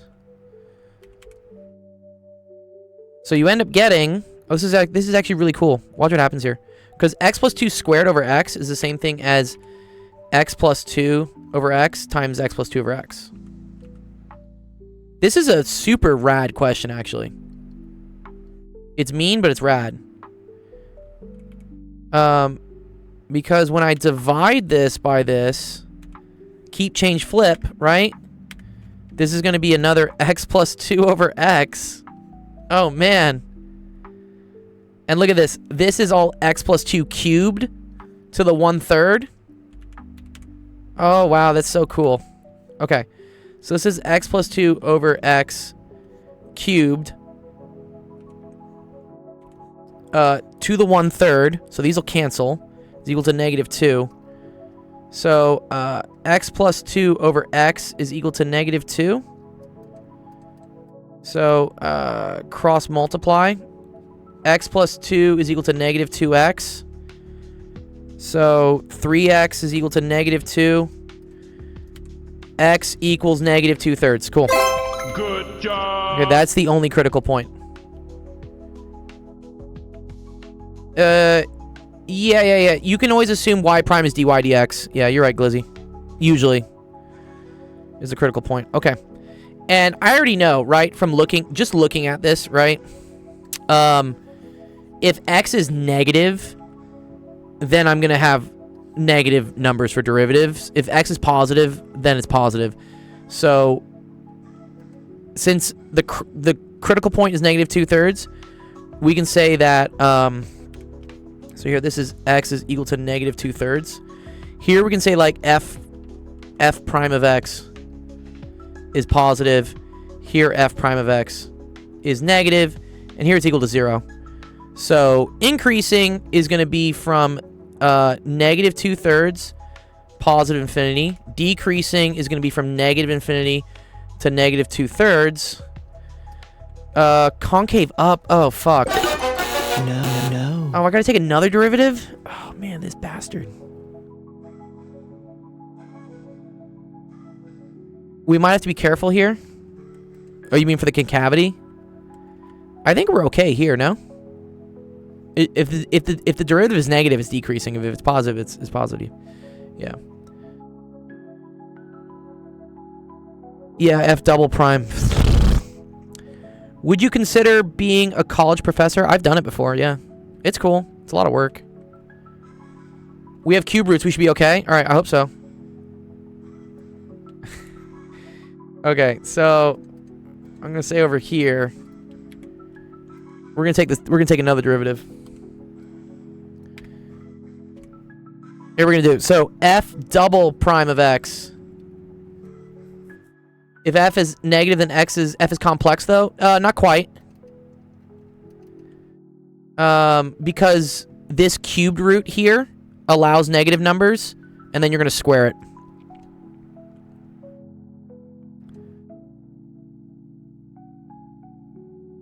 Yeah, if it was square roots, we'd be fucked, but they're cube roots. Cube roots allow negative numbers. Okay, derivative of this is going to be 1/3 times 2/3 times...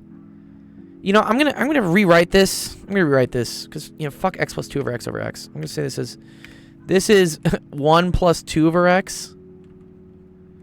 Right? I think I can say that, yeah. I was a PhD plasma physics person. That was me. Okay. This is gonna be 1 plus 2 over x to the negative 5/3. No, negative 1/3. Okay, times the derivative of what's inside, which is going to be negative 2 over x squared. Okay, that's this derivative done. Okay, let's move on to this one. It's going to be a little bit tougher. So, plus 2/3, 1/3, x over x plus 2 to the negative 2/3. And then the derivative of that... Well, now this is a quotient rule. I fucking hate the quotient rule. Derivative of the first, 1 times x plus 2 minus derivative of the second, which is 1 times x all over x plus 2 squared. Wow, thanks for the follow. Nice, thanks, Callie Marie. Okay, cool. All right. That's the second derivative.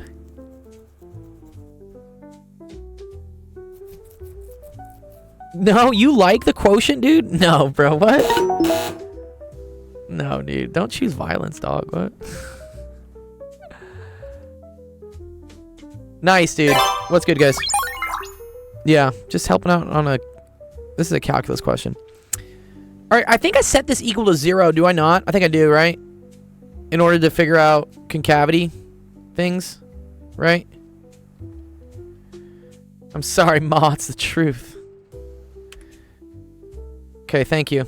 Okay, so if I set that equal to 0... It's just rude to ask about the concavity as well. Who cares? Plug in negative 2/3. No, but negative 2/3 isn't where the concavity switch is necessarily. Okay, if this is all equal to 0, since this has a negative on it, I'm going to move it all over and just make it positive. And then just replace this with an equal sign. Yeah, I agree they're critical points, but that's where the first derivative changes. Second derivative changes at the inflection points. These are inflection points. Critical points are not necessarily inflection points, right?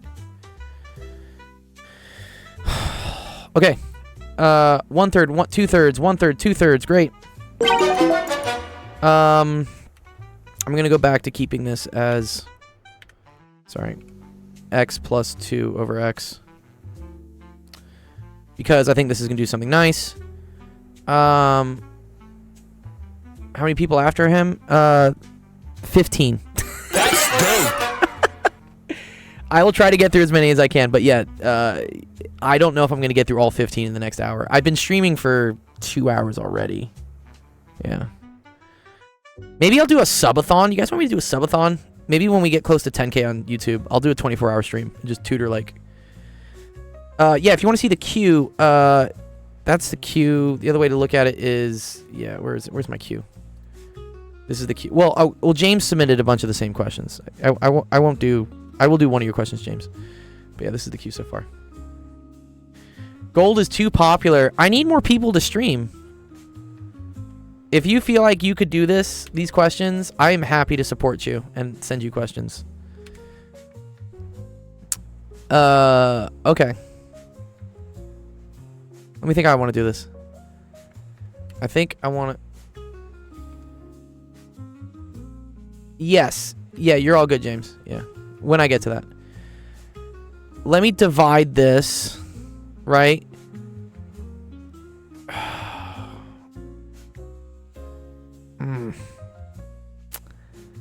This is not anything nice. Okay, maybe. Let's just see. 2 over x squared is equal to... We're going to do to the negative 1/3, and then that's going to be x over x plus 2 times x over x plus 2. And this is squared. Okay, cool. All right, no, I think we're getting closer. Okay, and then this is 2 over x plus 2 squared. Okay. Thanks for coming by, Edvin. Yes. This idea is dope. I started tutoring at my college math center. Always love people help with. Yeah, dude. If you want to stream, please reach out to me. I'm happy to like get you like help you get on a platform like this to help. But yeah, for those that are watching, and if it's not gonna, I'm not gonna get to you in time. We have a streaming schedule here. If you click on the calendar, that'll tell you all the days that we stream. So we're kind of in the end. We're nearing the end of today's stream. Zach's gonna have like a fun game stream on Friday, but he's doing math help on Saturday, and then next week, these are all the times that we do free tutoring or free math and science help. So come on by. Make sure you like, subscribe, all of our different socials so you get notifications for when we go online. It also helps me out to get this help to more people because they see the algorithm. If I donate, can I go next? Yeah, if you do donate, you can, but I don't know what the donation amount needs to be on TikTok. On YouTube, I see dollars and like that's real money to me. I don't know what I don't even know how to redeem like roses on TikTok. I started making vids myself, dude. Yeah, for sure. That's the way to do it. The problem is that the wave of students with math problems is never ending. True. Yeah, that is true. Yeah, I need to do some hard thinking about moving forward because we are reaching the point where like I have more demand than I have me. It didn't used to be like this. I've been streaming for almost 4.5-5 years, and it's only been this last 2-3 weeks that we've just gotten slammed with questions, and I love it. I really appreciate it. It's cool. Yeah, I do this for fun. Yeah. Okay, this cancels. So then I get x plus 2 over x, and then this is going to be 2 over x plus 2 squared. Bingo. That's going to go away. That goes away. Okay, so and then I can probably cancel out one of these with one of these. I should check x equals 0. So 2 over x is equal to 2 over x plus 2. So then 2x plus 4 is equal to 2x. Oh, wow. Fascinating. There are no inflection points. Disqualified. You done messed up, Aaron! Yeah. I did recently push to TikTok and YouTube. You're right. Yeah. I have recently. Yeah. Twitch just wasn't cutting it for Discovery. Edvin's like, I love you. Here's some gifts and coins. Oh, wow. Okay. That is a fair, I think that's a fair amount of stuff, Edvin. I see my donation meter going up to 90 cents. That's more than the 8 cents it was at. Okay. Okay. In this case, I think it's always concave up or it's always concave down. Let's look. I think it's always concave up. Right? Wait, second derivative. Second derivative is just ugly.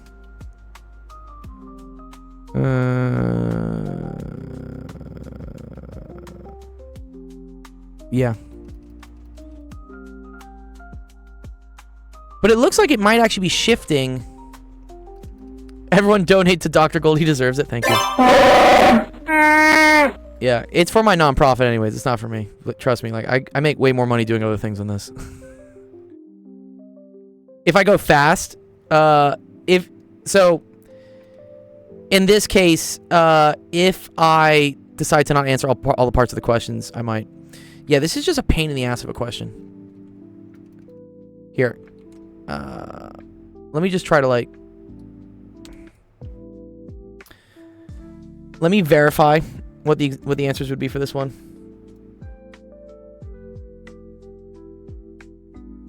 Steph Curry's here doing math. Yeah, nice. Let me get Pizza Hunters 1 second. Here, I'm just gonna throw this in ChatGPT for now, and then I am gonna work on another question just to. I wish this question was not as like laborious. It's just a huge pain in the ass. Yeah. No, I know how to do it, and like I'm showing you guys how to do it. Here, I'll just explain how you do it, and then it's not really a good use of my time to show you all the algebra. Dude, the algebra just it just blows. Algebra fucking blows on this one. Yeah. Exactly. Yeah, it's just annoying. Yeah. So here, let me just tell you. Okay. So concave up, that's where f double prime of x is positive, and this is where f double prime of x is negative. So figure out where f double prime of x is equal to 0. Okay. Find the local extremes. Okay. So there's only one local extreme, and that's where f prime was equal to 0. So that's got to be at x is equal to negative 2/3. And then you just plug that value into here, right? To see what that is. And actually, we don't know if that's going to be... so what? Negative 2/3 to the 1/3. And then times... What is that? 6... So 4/3 to the 2/3. Okay. It's probably a local max. I'd have to see what the second derivative is there. So you have to check f double prime of negative 2/3. I believe if this is negative, right, and then this is positive, that means it should be a min. So there is no local max. So we only found one critical point. So, yeah. And then the global, I'm guessing the global is going to be at infinity. So you have to check what happens at infinity. So this is, yeah, this will be a maximum. The maximum value is going to be infinity. Because this just blows up to infinity. This blows up to infinity. And at negative infinity, well, let's see. At negative infinity, this will be negative. This one up being positive. Negative times a positive is still negative, right? Yeah. So this is negative infinity. And then I don't think there's an inflection point that exists. But let's see what chat said.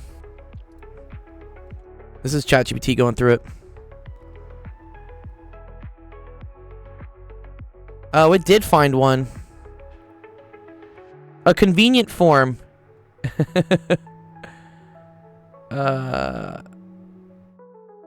It says negative 2 is... Okay, cool. So, wait, let's see if it got this one right. Negative 2/3, great.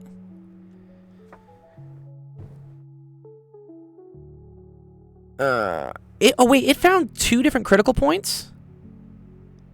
How? F prime of x was that. Did I divide by x accidentally?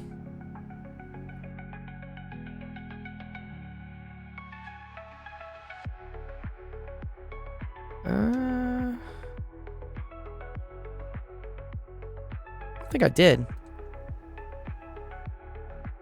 You divided by x over x plus 2, that's why. Thank you, Sai, dude. Yeah, okay, dude, this question's a huge bitch.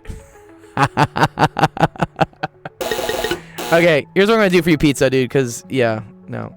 I appreciate the $2, but this is taking a lot of my time now.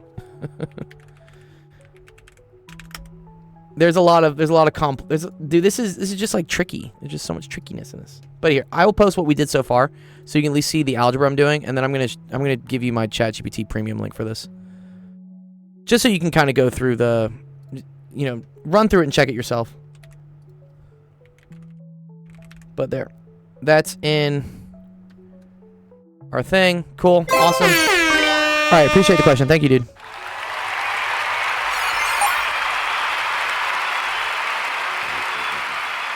What is this? That was pain. That was a lot of pain. I thought it was just a simple like functional analysis, but it was like it was an analysis question from hell, dude. Like, what the hell? Your teacher sucks, dude. Why would you do that to your kids? Oh man. Edvin says mine's not too bad. Okay, all right, Edvin. You did give me $1. If I can go find it though.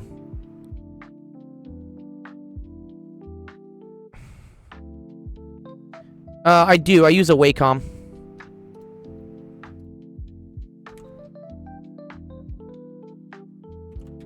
Okay, here we go. Determine the absolute max and the absolute min of the function in the interval -1 to 1. Cool. Whenever this happens, first step, check boundaries. Okay. So we're gonna check x equals -1. So g of -1 is equal to 3 e to the -3. Right? -3. Yeah. Okay. Cool. And then g of 1 is equal to 3 e to the 1. Okay. I mean, this could be a max, this could be a min. But the next thing to check is g prime of x, because that'll help us out. So g prime of x, this is a product rule and a chain rule. Okay, so it's -3 times, derivative of the first is 1.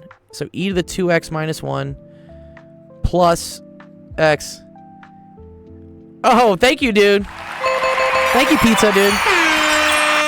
Yeah, this is for charity. No, I appreciate you, dude. Thank you, man. Yeah, no, so, a little brief thing. I should send, like, a channel trailer for, like, what we do. But we're a nonprofit. We help kids with math and science. I do this as, like, a streaming thing. And they earn points for asking questions, and I buy them gift cards. So, it is totally a charity, yeah. But thank you. I really appreciate that, dude. My man.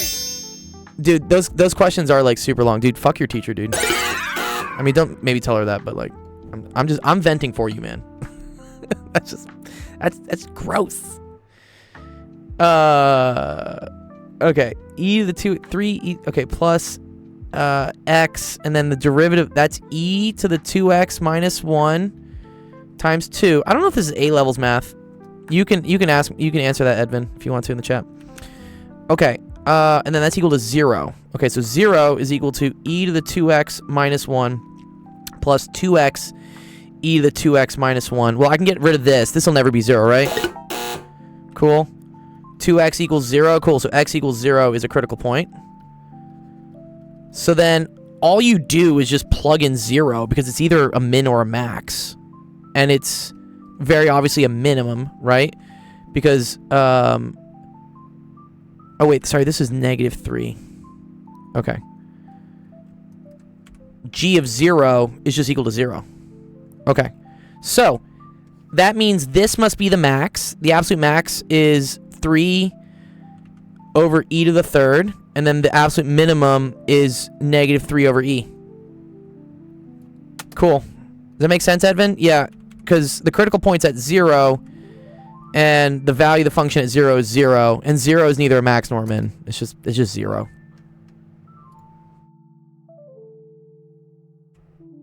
I think that made kind of sense, yeah? That was correct, too? Yeah, fuck yeah, love it, dude. Thanks, Edvin, for the donations. Appreciate it.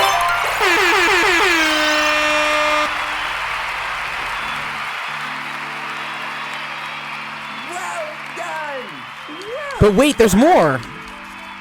If you purchase in the next 14 minutes, we'll send you 5 more chicken rotisserie cookers. Bro, my friend in college would talk about how, like, his dad would get so drunk that... you guys probably don't remember. They used to sell things on TV. Like, they used to have, like, these really long-running things late at night where they would... It was called, like, QVC and stuff. And they would sell things. And that's where the... Yeah, don't wait, there's more. Or, like, you know, if you call right now in the next 5 minutes... But anyways, apparently his dad bought like 3 rotisserie chicken cookers and didn't remember it. And then like 2 to 3 weeks later with, you know, premium shipping, they just showed up at his doorstep. I was like, oh my god, that's hilarious. Yeah, you're welcome, dude. All right, let's do the next one. Polish lemons, you're up. Polish lemons. And then, one sec, I can remove, I can remove... I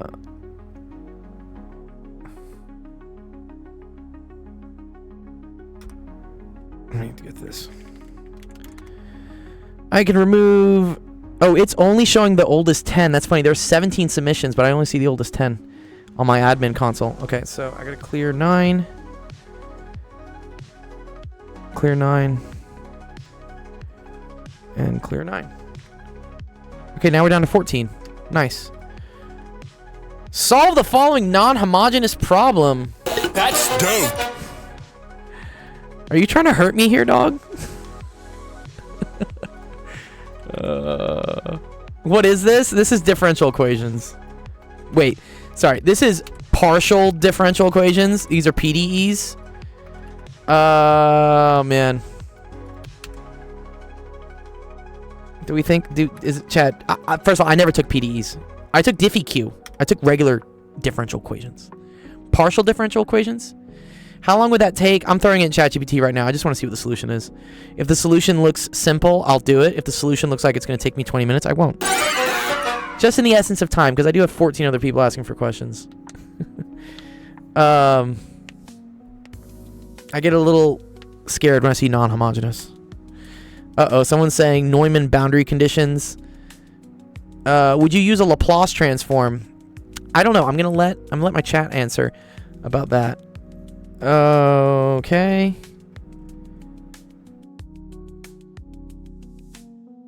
Okay. Okay, cool.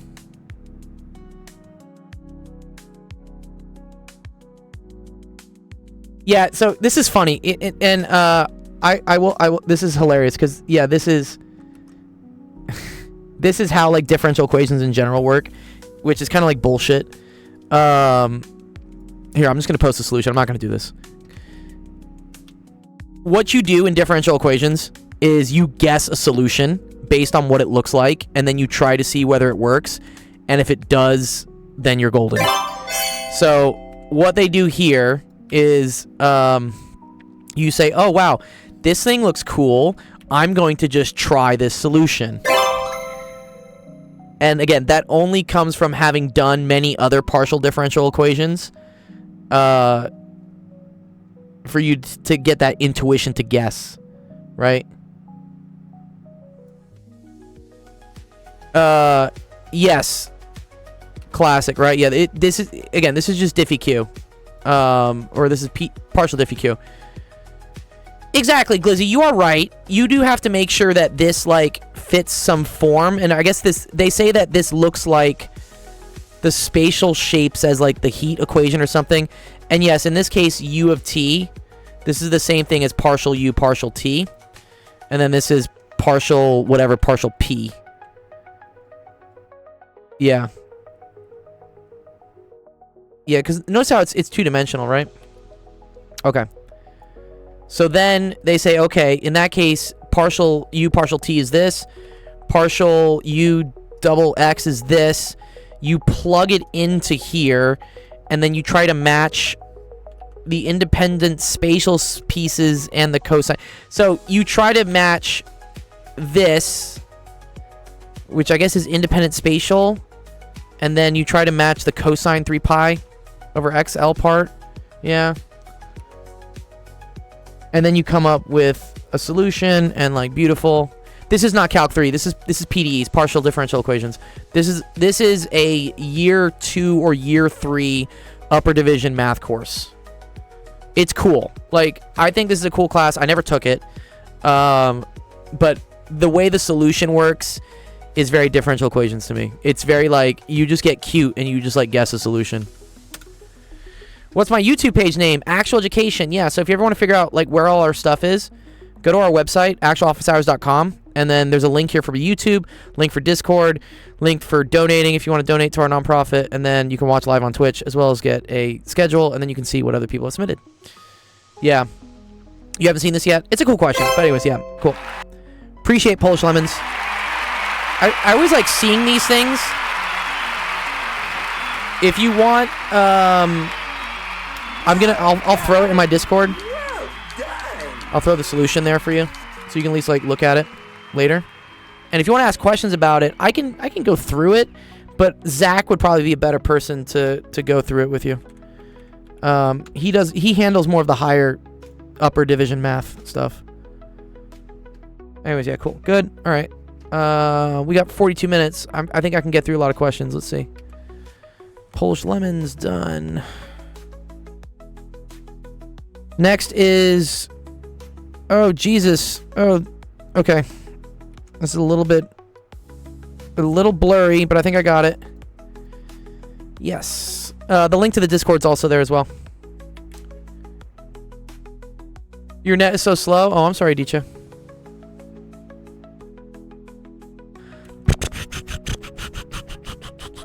Yeah, that website, actualofficehours.com, also has links to our Discord. That should work. Okay, this is physics. I can do physics. It's a very blurry photo.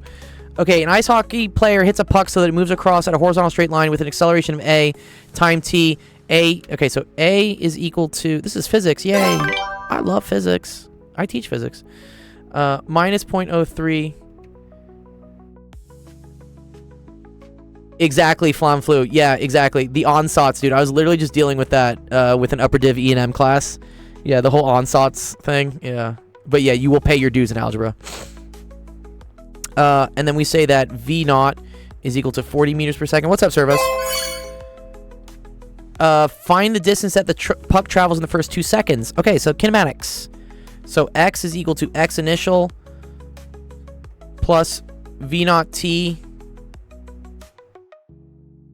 So T squared. Yeah, I assume that's T squared.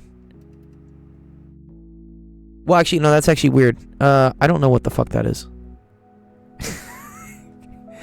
The problem is, like, this is such a blurry question. I can't see it. No, yeah, sorry. Wait. Yeah, wait. Acceleration shouldn't be dependent on time. No. Oh, it actually does have an equation. Sorry. The acceleration does depend on time. That's weird. What? Acceleration depends on time? Uh-oh. My acceleration's not constant. Fuck. Oh, no. That's not good. Bro, $250 an hour? For some students, yes, I do. But their parents are, like, movie directors and stuff. Integrate, he says. Yeah, you're right. You're right. When you're right, you're right. Okay. Okay.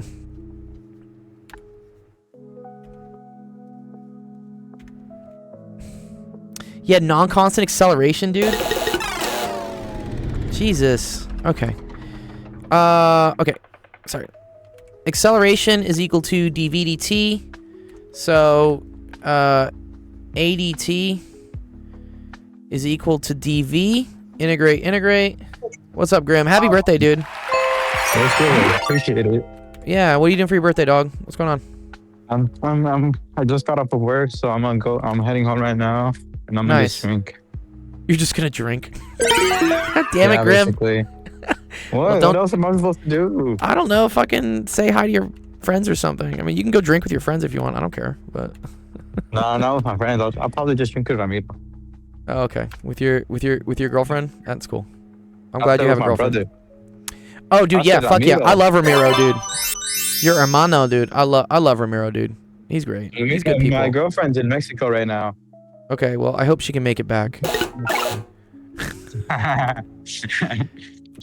Yeah. Real as hell though.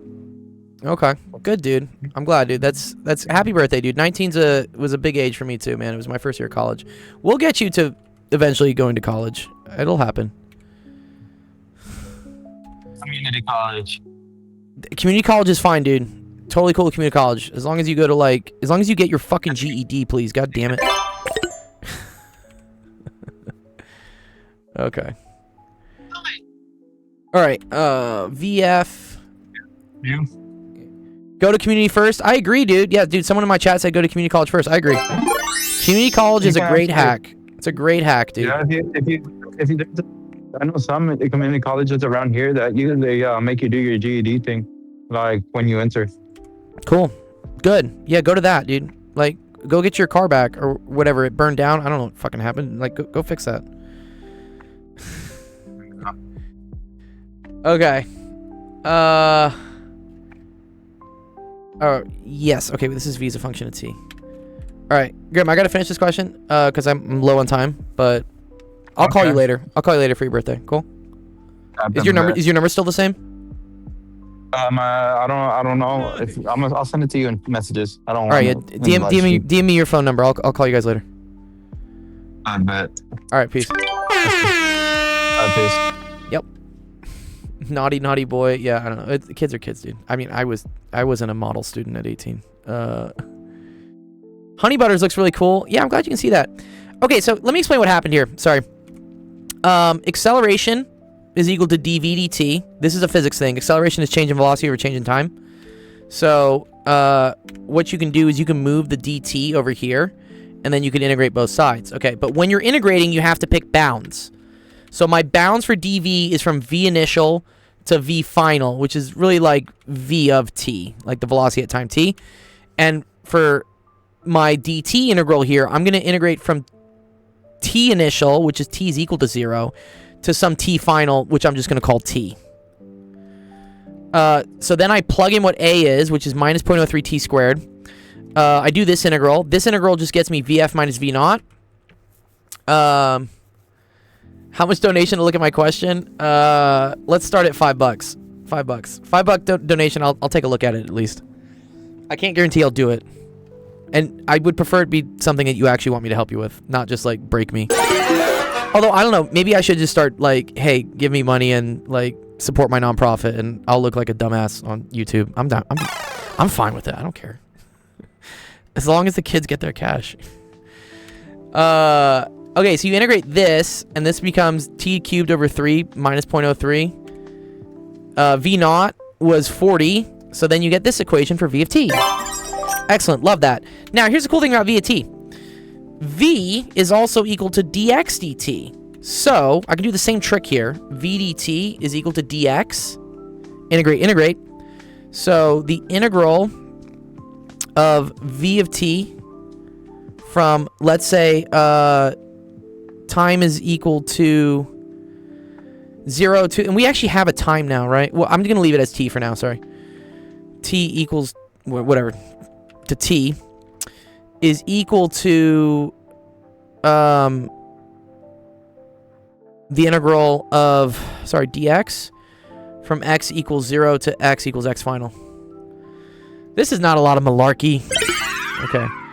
V of t is equal to this. Okay, so I have 40 minus 0.01 t cubed integrated from 0 to t dt equals x final minus x initial. I'm going to pretend an x initial is just 0. Cool. Okay, there we go. Bingo. So now I get 40t minus 0.01 t to the 4th over 4 is equal to x final. Beautiful. So, x of... I'm probably just going to do the first part of this question, honestly. This is a huge pain in the ass. X of 2 is equal to 40 times 2 minus 0.01 times 2 to the 4th all over 4. Cool, that's done. So that's part A. You can do the algebra. And then B, well, B is easy. So this is A. Okay. And then B would have been this. B is... This is V of 2. Which is going to be this times 2 to the 3rd. Thanks, Alistar. Oh, yeah. Cool. Nice. Oh, me first? Yeah. Okay, you did get it, DJ. I will do yours first. Yeah. I need to maybe probably raise the channel point requirement on that one. Okay, cool. That's A. That's B. You're not fooling anybody. All right. I'm going to leave part C for... I will get to this at another point in time, but we're running out of time. So there you go. There you go. That's part A and B. I hope that helps you out.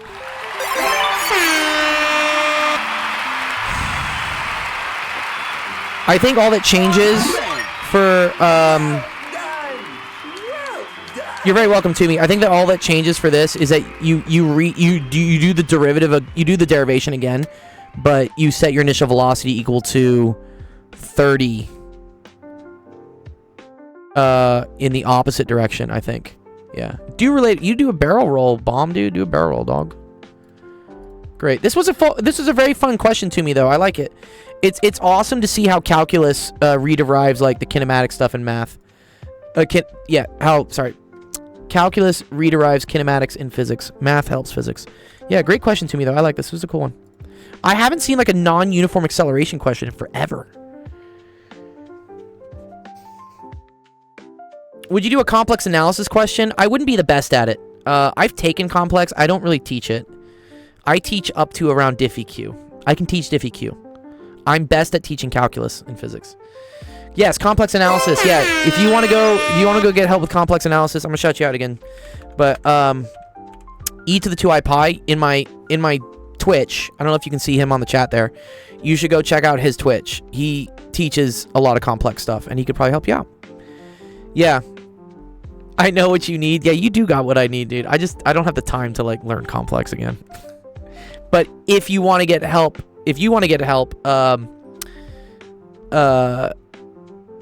whoever asked, sorry, who was that? Dutsis, if you want help with complex analysis, I'm sure Zach would be happy to go over some questions for you. All right. Okay, Addy, I will help you out because you did purchase the Go First thing, and you are a student in my community.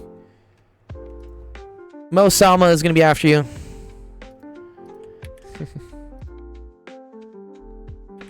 Siddude said you can cheat. Let me look at yours real quick, Siddude. Let me just for fun. Where did you send it? Where? Oh, this one. Let me see. Ooh, this is fun. This is like the, what's it called? Is this called a floor function here? I think it's called a floor function, yeah? Because then the other one is like a ceiling function. Or top, or whatever it's called. Yeah. Cool. I don't know how to do that off the top of my head. But, again, Zach probably does. Okay, it's just a word problem. They suck. Okay, a small independent movie company determines the profit for, is that cool? Blah, blah, blah. How many DVDs should they... Okay, so maximize profit. So this is... profit. You want to find the vertex. So anytime you have... this is a quadratic that looks something like this. You want to find this, which is the vertex. Now, you can do this with a quadratic equation. I believe there's an even faster way to do this. Isn't it like b squared over 2a? Yeah. There's a fast way, Addy. I'm pretty sure. What is it? Vertex of a parabola. Yeah, then plug it in, right? Yeah, what is it? It's negative b over 2a, right? Yeah, here we go. Cool, perfect. Okay, yep. I knew it was... Yeah, you're good. Beautiful. Oh, this will take like 2 seconds to do. At least it's a fast question. Yeah, okay. So, in this case, n is equal to negative b over 2a, which is equal to negative 3.4 over 2 times negative 0.02. I don't know what the math on that is. I'll do it real quick for you, though. Negative 3.4 divided by 2 times negative 0.02. 85. Cool. All right. So n is equal to 85. So you should produce 85 DVDs. What will the profit be? Okay, so profit is equal to negative 0.02 times 85 squared plus 3.4 times 85 minus 16. Just plug it in. You get the number. Oh, cool. yeah. Nice. Good.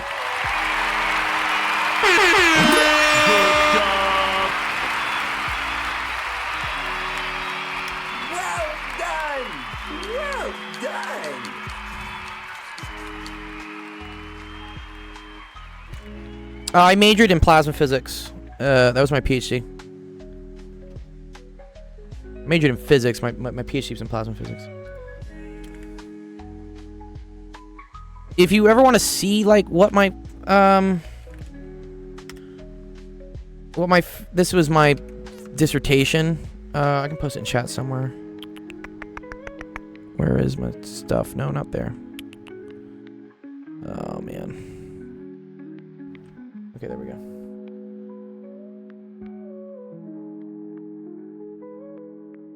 Nice.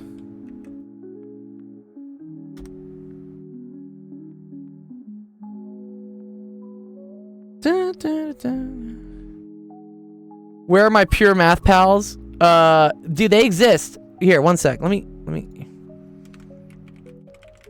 I think this works. Let me see if this works in my chat. That should link all the different math streamers we have. There we go. Okay, cool. Yes.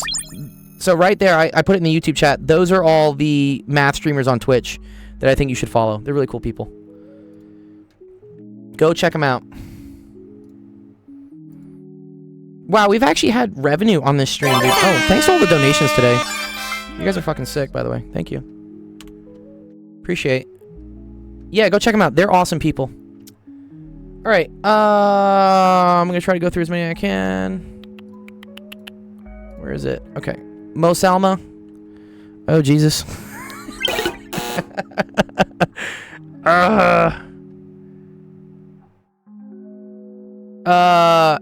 Your teacher makes you memorize formulas without any actual so I mean, learn how to do the problems at least, and then the best thing after that is to maybe watch some videos that kind of explain why the concepts are the way they are. Thank you, Dustus. Wow, more money. Appreciate that, dude. Thank you, dude. You're awesome. Thank you, Dustus. Thank you, Sid, dude. Thank you everyone who's donated. We've had people donating from all over the world today. That's awesome. Yeah. Let's go, Torque. Let's go, Torque. All right. Human arm weighs 39.4 newtons. Okay, cool. So that's this. Venezuela. Oh, venezuelano. Nice, dude. Yo tuve una novia de Medellín para 6 meses. Yeah. It's a fun time. I learned Spanish. She didn't speak any English. Muchos años pasados. Okay, the forces... Wait, what? Okay, cool. I didn't know you know Spanish, yeah. I speak Italian, but my government name is Giovanni, but I don't have many people to speak Italian with, so I lose it really easily. Dude, what's all this shit going on here, dude? Okay, here we go. Tension force is 0.08. And then we want to figure out, sorry, FT and FS. We already have FT, don't we? Don't we already have FT?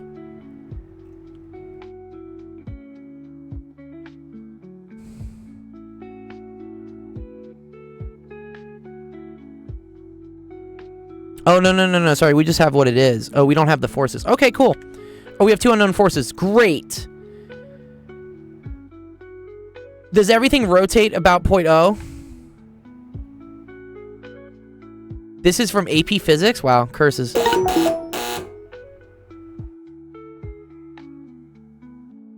Okay, I'm gonna assume this is my rotation point. All right, here we're gonna do. We got it right. Okay, sum of torques. Sum of torques. So that's gonna be this thing. Here, let me do different colors for stuff. Okay, because yeah, that torque is negative, so that's gonna be negative 39.4 times 0.290. Okay, and then we have this torque, so we're gonna say plus FT times, and then you want the perpendicular component, so that's gonna be sine of 12 degrees, and then that's at a distance of 0.08. Great, and then I don't care about FS because FS acts at the rotation point, so there's no torque contribution there. Cool. All right. Sum of forces in the x direction. Well, you're going to have this. You're going to have Fs cosine theta pointing to the right minus Ft cosine of 12 degrees. Nice. And that also has to equal 0. Sum of forces in the y direction. Well, now I have Ft sine of 12 degrees minus Fs sine of 12 degrees minus Fg equal to 0. Oh, yeah, no, I know all this. I mean, I've been teaching physics for a very long time. Okay. Cool. All right. 3 equations, 2 unknowns. This is solvable. first thing I would get is FT from here. Which, I don't know, I'm just going to tell ChatGPT to do it because I don't have time to plug this in my calculator. It would take forever. Go ChatGPT, solve.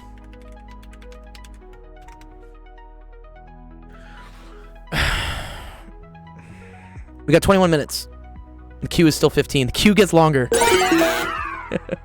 Something went wrong. God damn it. The hell?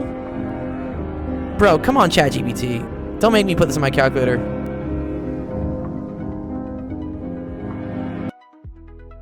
Oh my god. Okay, never mind. Dude, no, this is already taking too much time. Fine, fuck. Alright, whatever. Calculator. Oh, sorry, and then sum of torques has to be equal to 0. Yeah. There you go. Okay, cool. So, I'm gonna do... Ethan's good. No, Ethan's good. I talked to him a couple weeks ago. He's at college now in Bolivia. He won the Nintendo Switch 2 from summer camp, and he said he got it. So he sent me a cool picture of it. We had a summer camp, for those that are watching, through my nonprofit, and the kids did a bunch of fun stuff. They competed in like Fortnite tournaments. They did like some math challenges. We had a chess tournament as well. And then at the end, we gave out a Nintendo Switch 2. Which went to Ethan. I can show you it. It's real. People always ask me, like, is this, like, do you really do things? And yeah, I do things, right? Yeah, this was... Yeah, he said, it's official. I have my Nintendo Switch too, so yeah. And I was like, yeah. He did a great job. So... If people are ever asking, like, where does the donation money go? That's where it goes. I buy gifts for kids to, like, do well in math and science. And, like, inspire them.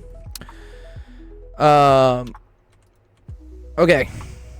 So, okay, so FT. FT is equal to 687 newtons. That came from this one. And then,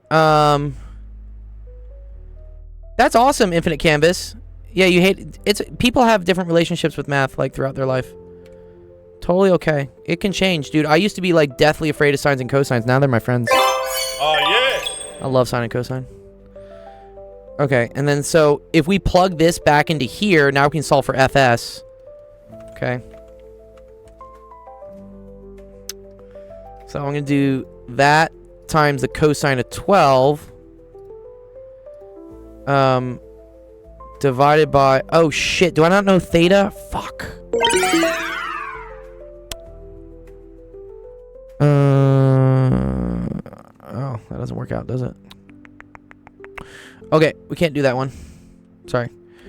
We gotta put it into this one. It's just a little messier. Okay, sorry. Okay, so that was already sine 12. So that... minus 39.4. This is physics. It's AP Physics. Okay, and then divided by the sine of 12. Oh! Oh, that actually all goes away. Nice. Cool. FS equals 497 newtons. I think it's good. Nice.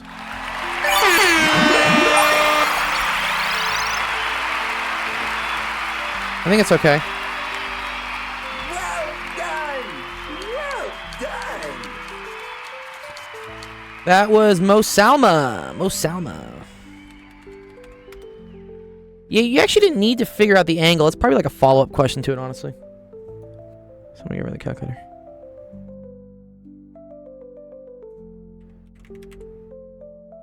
Your force triangle didn't work? Oh, man. Yeah, your force triangle works when it's just like two forces, or like three maybe.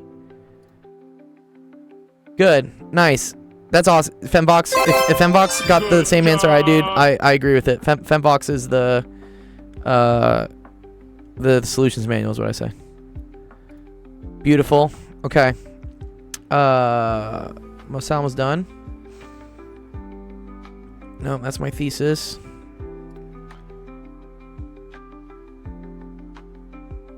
dun, dun, dun, dun. Next up is Trevor. Let me go find Trevor's question.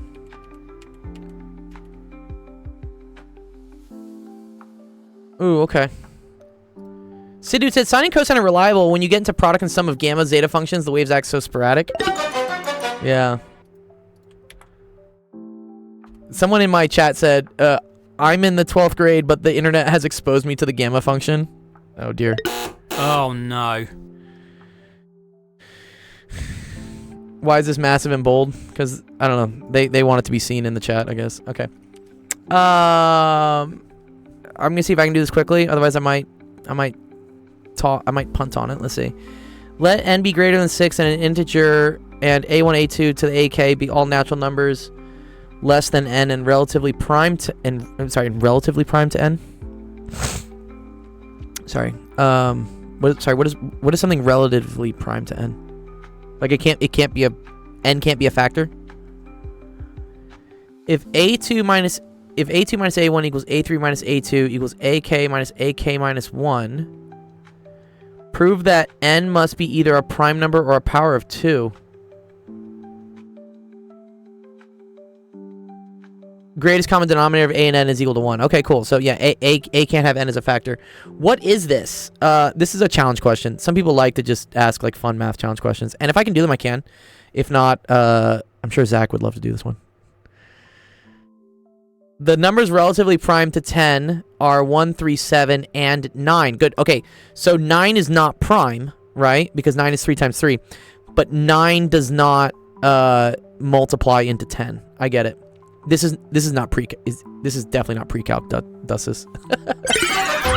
This is pre-calc. Because this is a proof. This is like a math proof. Seems about right in this society. We live in a society, Vavo. We live in a society, dude.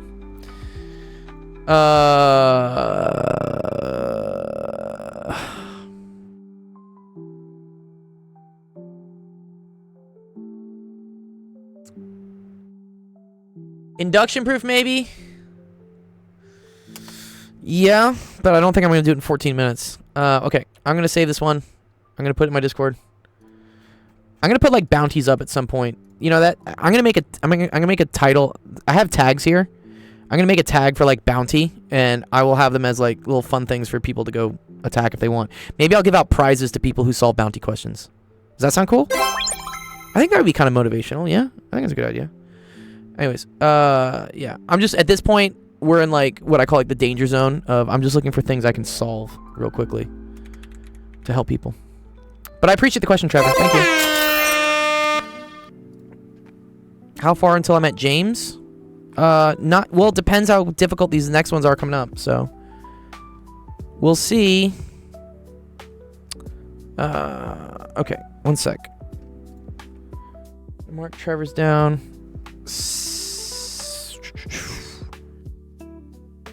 Safety 3. Oh, this is cool. I actually kind of like this. This is a fun one. Yes, it is yours. Safety 3. Say 3F.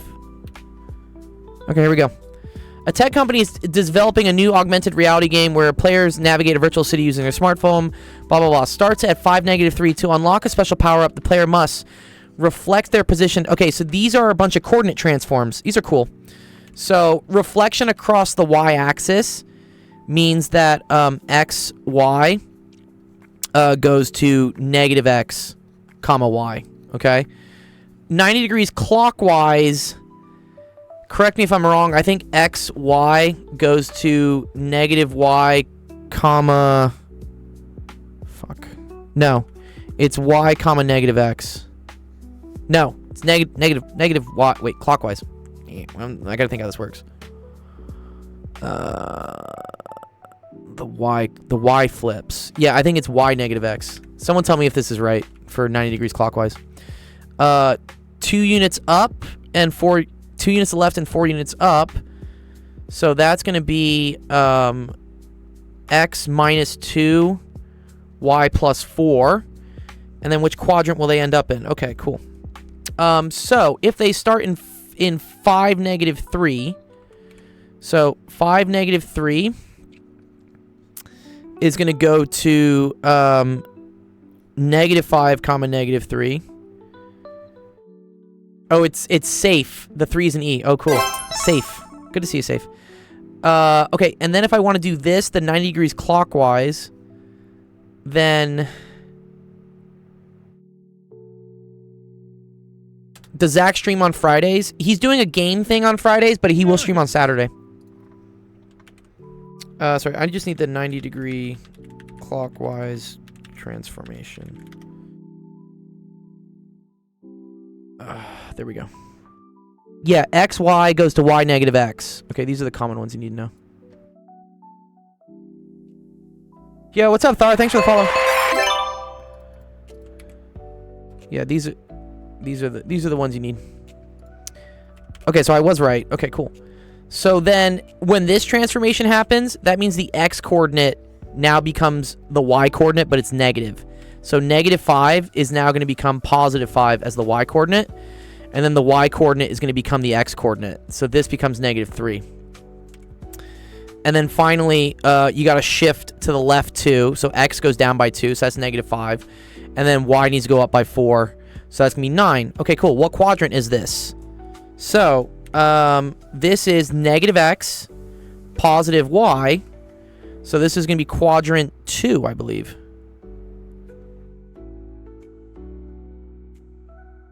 I've had enough math today. No, more math. No such thing as too much math. Okay. I think... What did you say? The correct answer is quadrant 3, though? I don't think it's quadrant 3. Apparently the correct answer is quadrant 3. I don't think that's quadrant 3, dude. That's quadrant 2. Did I fuck up? I don't think I fucked up. I think it's also quadrant 2. Here, you wanna... Is my teacher wrong? Probably. Here, I can throw this in ChatGPT if you want.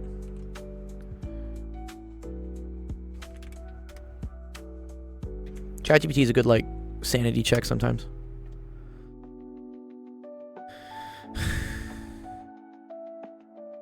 Left should be +2. Wait. No. 2 units to the left is -2, no?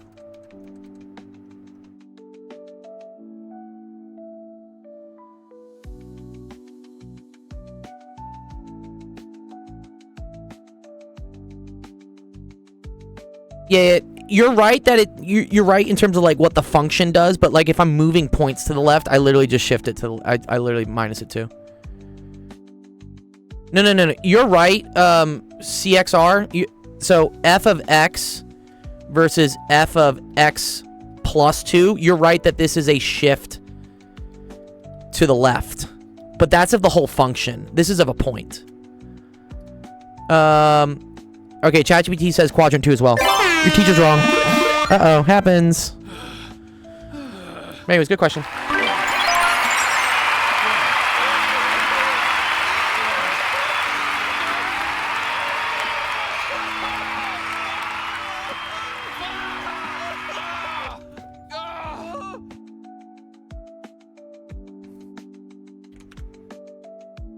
Great. Let me try. How do you do the sound effects? I have an Ableton plug. I produce music, so I have Ableton as my DAW, and then I have a bunch of just sound effects on it. Oh, this is the same question, right? Safe. So you just submit it twice. That's okay. Work done. And then I have a MIDI keyboard. I have one of these. So that's how that works. J-Man. Cool. J-Man, if you're here, tell me which one you want. Otherwise, I'm going to default to number 14. It is a piano. I do play the piano. I play the piano. I play the cello. I produce music. If you want to go listen to my song on Spotify, just look up Dr. Gold. I'm there. Yeah. Okay, bicycle wheel with radius of this accelerates uniformly for 6.8 seconds from an initial angular velocity of that to a final angular velocity of that. What was the angular acceleration? Cool. So alpha is equal to delta omega over delta t. So that's going to equal to 6.7 minus 5.5 over 6.8. So what is that? 1.2 over 6.8. I wish I knew how to use Discord. I can help you, FemVox, but it's not that hard. What was the angular displacement? This is cool. So angular equations look very much like the linear ones. So we say delta theta is equal to omega naught t plus 1/2 alpha t squared. Notice how this looks exactly like the linear one, right? It just has omega for v and alpha for a. So 1.2 divided by 6.8. Oh, dude, that is beautiful, FemVox, by the way. I like that. That's so fun. Okay, so this is equal to 0.176, and that's radians per second squared. Cool. And then we want to do that for... So we're going to do that times 6.8 squared. Cool. Plus 5.5 times 6.8. So, right? 5.5, 6.8 plus 1/2, 0.176, 6.8 squared. That gets me 45.56 radians. Linear displacement. So, delta x is equal to r delta theta. This is just arc length, basically. So that's equal to, what was the fucking radius? 0.42. 0.42 times 45.56. 0.42 times that. Cool. 19.13 meters. Nice. Good question.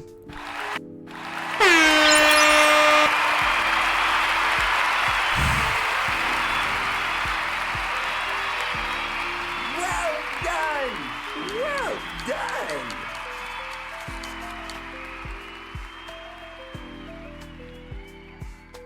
Dun-dun-dun. I love that the Discord stage is actually getting used and you guys are like chatting in it. Like, W. Thank you. I wonder why I stream to Discord sometimes, but you guys, I guess, make it worth it, so cool. Thanks for having all the conversations in there. Did I fuck up? I don't think I did.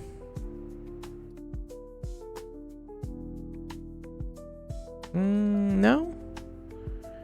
When do you go live and how do we submit things to you? So, actualofficehours.com. I got 4 minutes left in this stream. But that stream has how to submit questions. It also has the streaming schedule when I stream. Okay. I might have made an error here, but with my calc... Oh, you know what I did? I forgot the 1/2. God damn it. Yeah. No, I forgot the 1/2. Ugh. Sorry. I forgot the 1/2. Okay. And then I do... Yeah, 41.48. Yep, I agree. Yeah, I forgot the 1/2.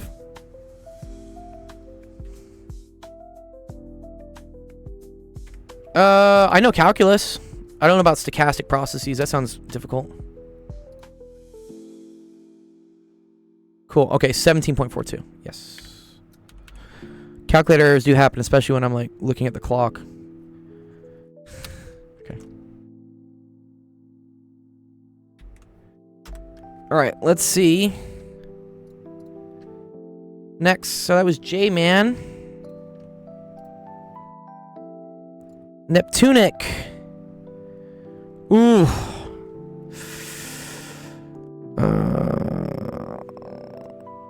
I think I can do the center of mass for you.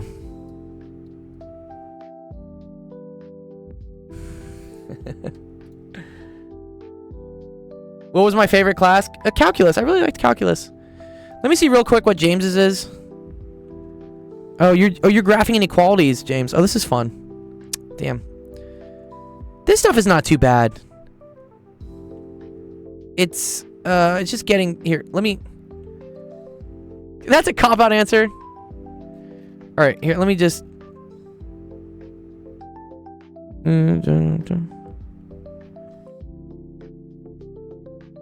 Here, I can do these like in 2 seconds for you, James. and then I'll do the other one that Neptunic submitted, and then that's probably gonna be the last one. Come on. Bum, bum, bum, bum, bum. Okay, cool. So here, right? These two, James. You just need to rewrite it in nice. Well, this one's already written, right? Y is equal to x plus 2 plus 5. But then you need the stuff below, right? The other way to do this is to test a point, right? So I think I want y is less than x over 2 plus 5. And then again, it's not less than or equal to because this is dashed. And then I need 0, 0 to work, so just check it. So is 0 less than 0 plus 5? Yep. So good, that one works. So yes, that's correct. This one would be 7y is equal to 3x minus 12. So y is equal to 3/7 x minus 12/7. Again, this is below the line. So it's just going to be less than. And then because it's solid, it's less than or equal to. Yeah? Easy one, yeah? That one wasn't too bad.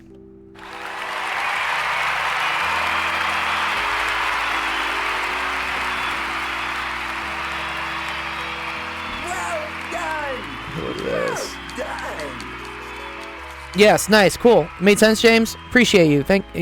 See, I did get to your question. The last one, which, yeah, I have 25 seconds, so I do have to leave soon. But just to, like, see, Neptunic. I like this question, by the way. This is a fun one.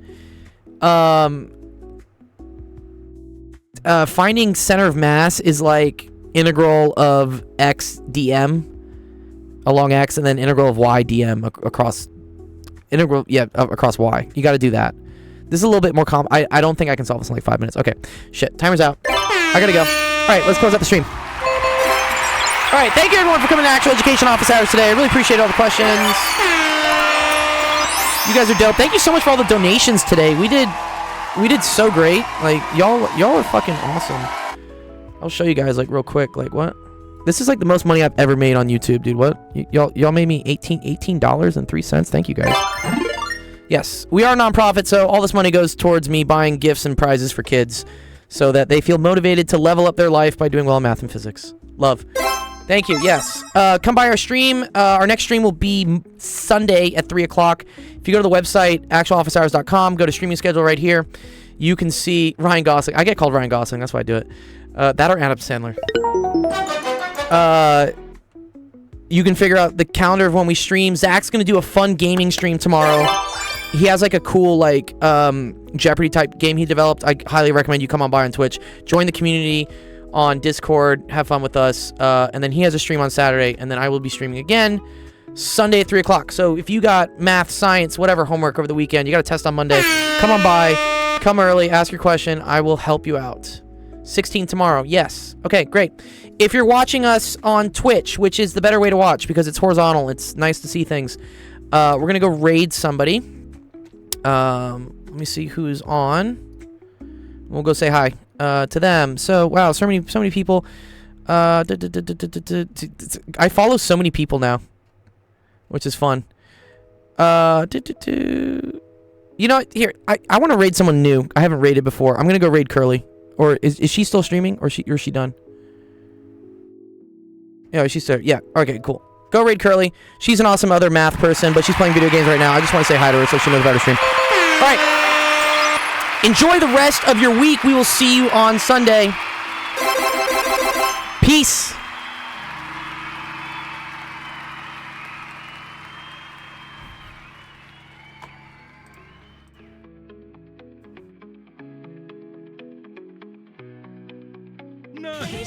Welcome in! Hi Raiders, welcome! How was your stream today? Thank you so much for that raid. Welcome in everybody. Guys, if you don't know me, I'm Curly. I'm a former ballet dancer turned variety streamer. I play a lot of first time playthroughs. We are doing a first playthrough of a few different games. This one is Troublemaker 2, which is the second game from this is the second game from this game team in Indonesia, and it's really cool.